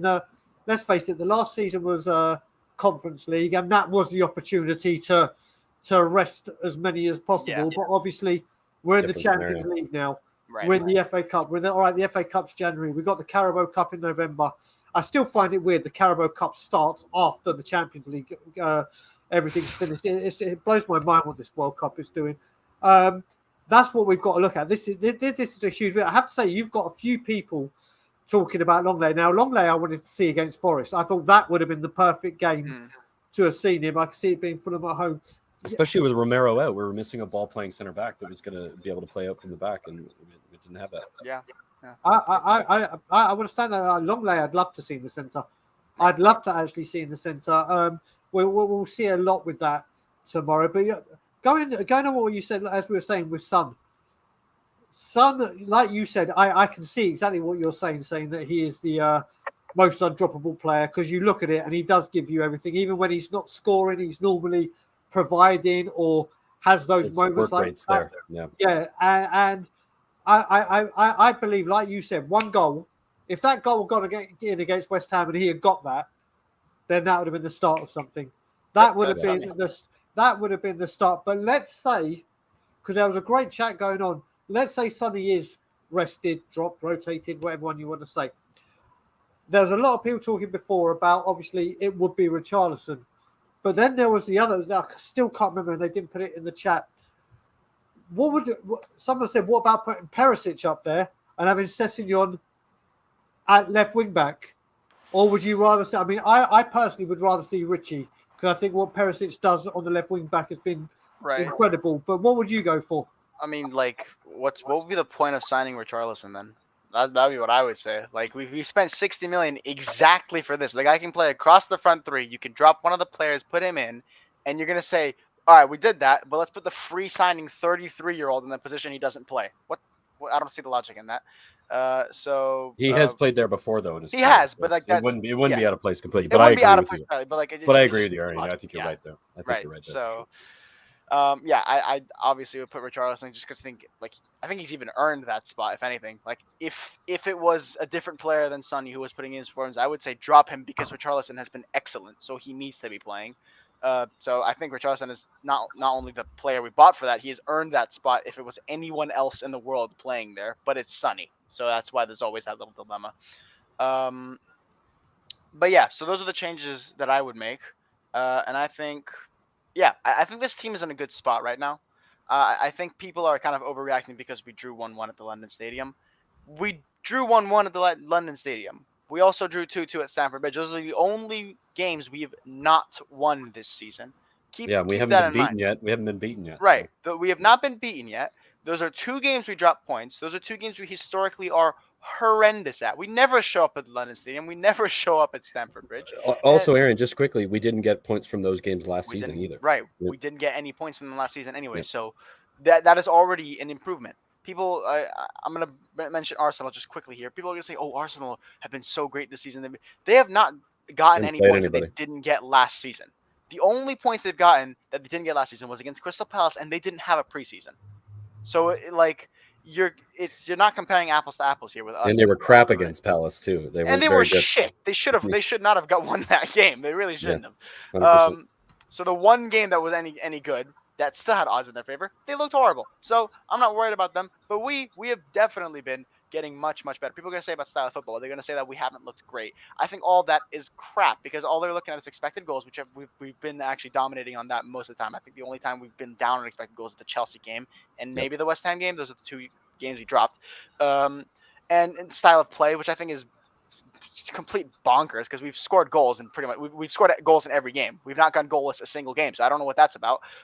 We've been great, man, and this is and the club is looking like the structure is kind of there. There's been disappointment this transfer window, sure, but I think all the failures that happened kind of weren't really our fault. Bastoni, for example, that wasn't really on us, right? That Bastoni just didn't want to come, and I get the thing that's saying get a different center back, and we got Longley on loan, and they're gonna say get Gahey, get Kilman, get him or whatever.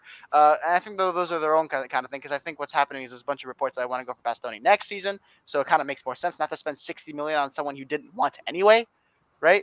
And everything else, you see Paratici and Conte have this dynamic. They're getting the players that they want. There's, I think someone mentioned that there was this disconnect between the director of football and the manager. That is a perfect connection now. You have this perfect link between the two Italians. They're building a Tottenham that they love to see. Did we get Udogi and Spence, who Conte didn't want as much? Sure. But that's 2 signings out of 7, and one of them was a backup goalkeeper. So you have 4 signings that Conte clearly wanted, and that's 4 signings who can make an impact. Longley and Richarlison, who are great options for depth, and then you have Perisic and Bissouma, who were some of the best in the world at their positions and their role. Bissouma's a great box-to-box kind of progressive midfielder, and Perisic is the best left wing back in the world for Antonio Conte's system. So those are 2 excellent signings for the starting 11 immediately. Those are 2 great options off the bench who are pushing our players, and then you have players like Skip who are coming in from a horrible long-term injury last season. You're getting players like Bentancur betting in kind of a little more. Kulusevski's even shining more this season. So you're getting that kind of maturity from the side that you didn't have as much because it was a little bit more raw, a little bit more new, and you had a whole preseason. And you're seeing the product of what Antonio Conte's done. And that's been 5 unbeaten games, the best start in the Premier League we've had ever. People need to open their eyes. I think some of the talk that's not quite as positive is a little bit unjustified because people are kind of fooled by these small moments where we don't look great. But over the course of the season, we've been excellent. I think we've genuinely been excellent. All right, I have to say one thing. I understand you say we've had one better season, which was under Harry Redknapp when we won our first 4. 2012, I think it was. Wasn't it? Something like that. But that's a lot. It's been in the recent times. It's definitely been our. You're right. It's been our best start. Yeah, you speak about the players that have come in. Like I said, the thing that's slightly annoyed me. We signed those couple of youngsters, which I understand. Again, one for the future. I just wish we had found a youngster like a Fofana, and I don't mean a central defender, like a Diaz, where Liverpool and Chelsea respectively go and spend the big money for a youngster that is ripping it up now. We tried. It was Bastoni. And here's the thing. There's a lot of reports that are saying we're going to try that again next summer or in January or whatever. And that we're doing that. And we already have our Kulusevski from January, right? Yeah. So, and Romero, right? So it's not like we're not doing that. I think something that in recent memory, this club does not have a great record with transfers, and I have not been a fan nearly as long as both of you. So I'm not going to try and pretend like I know everything. But what I'm going to say is, from my recent memory, 2019, we did spend a lot of money. Were those signings crap? Most of them, yeah, but we did spend the money. And in this summer, we did spend a lot of money. The summer before, we did spend a lot of money. In January, when we got Kulusevski and Bentancur, that was probably the best January any club had that season, right? So the transfer policy recently, and I'm not going to say Daniel Levy's finally spending the big bucks. He's not spending the big bucks, but he is spending what we at least he's spending what I expect of him right now, and hopefully he's going to be spending more and more. I think the transfer policy is getting slowly better because we are slowly rebuilding the squad kind of successfully, and I think this summer is a very good step in the right direction. And by January, hopefully, if we have a similar January we did last time, and then hopefully by next summer, if we can make it as big as this, and Antonio Conte stays, who's to say we're not going for the league title? Inter Milan had a great summer, maybe a little bit better than what we had, but Inter Milan had a great first summer with Antonio Conte. A lot of them were kind of short-term options. A lot of them were long-term options, and they kind of had their little phase of building. Antonio Conte got second. They did the same thing. They rebuilt, and then he won the league. Who is to say Tottenham can't repeat that? It's a good shout, Arian. It's a good shout, man. We shall have to wait and see, sir. So, in final, what is your prediction for tomorrow, brother? Prediction. My prediction is I said 4-0 West Ham, and I don't care if that was too positive. I'm going to stick to it. I'm going to say 4-0 Tottenham. I'm just going to say 4-0 until we get one, man. 4-0 Spurs. So basically, we have 2-2 for Desmond. We have 4-1 for Bob Spur, and it looks like we're going to have to call a 4-0 on Arian. 4-0, baby. Aaron, we appreciate your positivity, mate. This is a great way to end the show because, we all need our positivity before the game tomorrow. Fantastic stuff. We're going to get it. We're going to get it. Aaron, always a pleasure. We'll speak over the weekend, brother. For sure, we're going to speak. Thanks for and being as here, always, come on, you Spurs! Come on, you Spurs. Get in there, buddy. Get Come in on, there, you pal. Spurs. So Have a good one, Aaron. that has been it. So we've got one final super chat, and it's from a great support. I love this man. It's from James Joris. And James has said, never thought I'd love Canadians, joking, till joining the Spurs YouTube family. Big up and come on, you Spurs. Do you know? Yeah, know what it is. I'll take that personally, James. I appreciate that. I'm the no, only you know what Canadian it here. is as well. Bry's kind of a half Canadian, but Well, we'll give it to him. technically, I can qualify to be a Canadian now. I've just got to sort out my. You got to do the work. I'll always be a Anglo-Canadian, but You got to pass the test. the one thing I will say about it is as well is, do you know what? When I moved to Canada, I was very concerned. I said to Alana, listen, non-negotiable. I need to get the full sports package so I get to see Spurs on TV. And she was like, I didn't realize how much football we got. Like, we got every game. I was like, oh, holy shit, this is brilliant. But I didn't realize the size of not just Tottenham. Obviously, Tottenham have got a huge following here, but I didn't realize the big following that Tottenham Hotspur or the Premier League has here in Canada. Because obviously in America, football has become big. I didn't realize how big it was. And then obviously we started doing we came on your pod, the North End, and then we started Tottenham Away, then Tottenham Tour. And then what I have noticed since being on We Are Tottenham TV, since being on everything, and what I will say is, John Carter, anytime, brother, just send me an email, or if you follow me on social media, reach out to me on social media, my Twitter, Facebook handles, Instagram.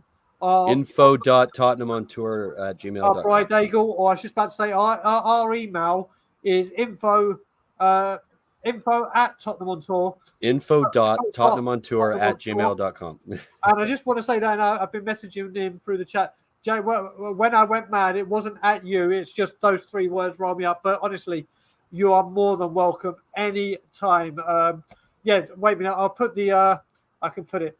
Info. I'll put it. Anyone that wants to come on Tottenham on Tour, actually, info.Tottenham on Tour, yeah? Yeah, info.tottenhamontour@gmail.com. And make sure you hop on over to our channel and like it. We're very close to 5,000. If you're still here and haven't heard what Brian said previously, it is at the top of the chat. You can just click on it. You can go over there and hop on our channel and like and subscribe for more conversation like this. And like Brian said, we'll get some of you folks on if you want to hop on and have a chat. John, we'd love to have you on, buddy. Exactly. And then, like I said, I was just ending up with the amount of Canadians that are actually Spurs fans and have been like, you got the Bobby Kays, you got Catman Jets. There are just Cody. There are so many of us over here in Canada. So yeah, it's great to see, James. It's great, and thanks for your super chat. And yeah, that rounds.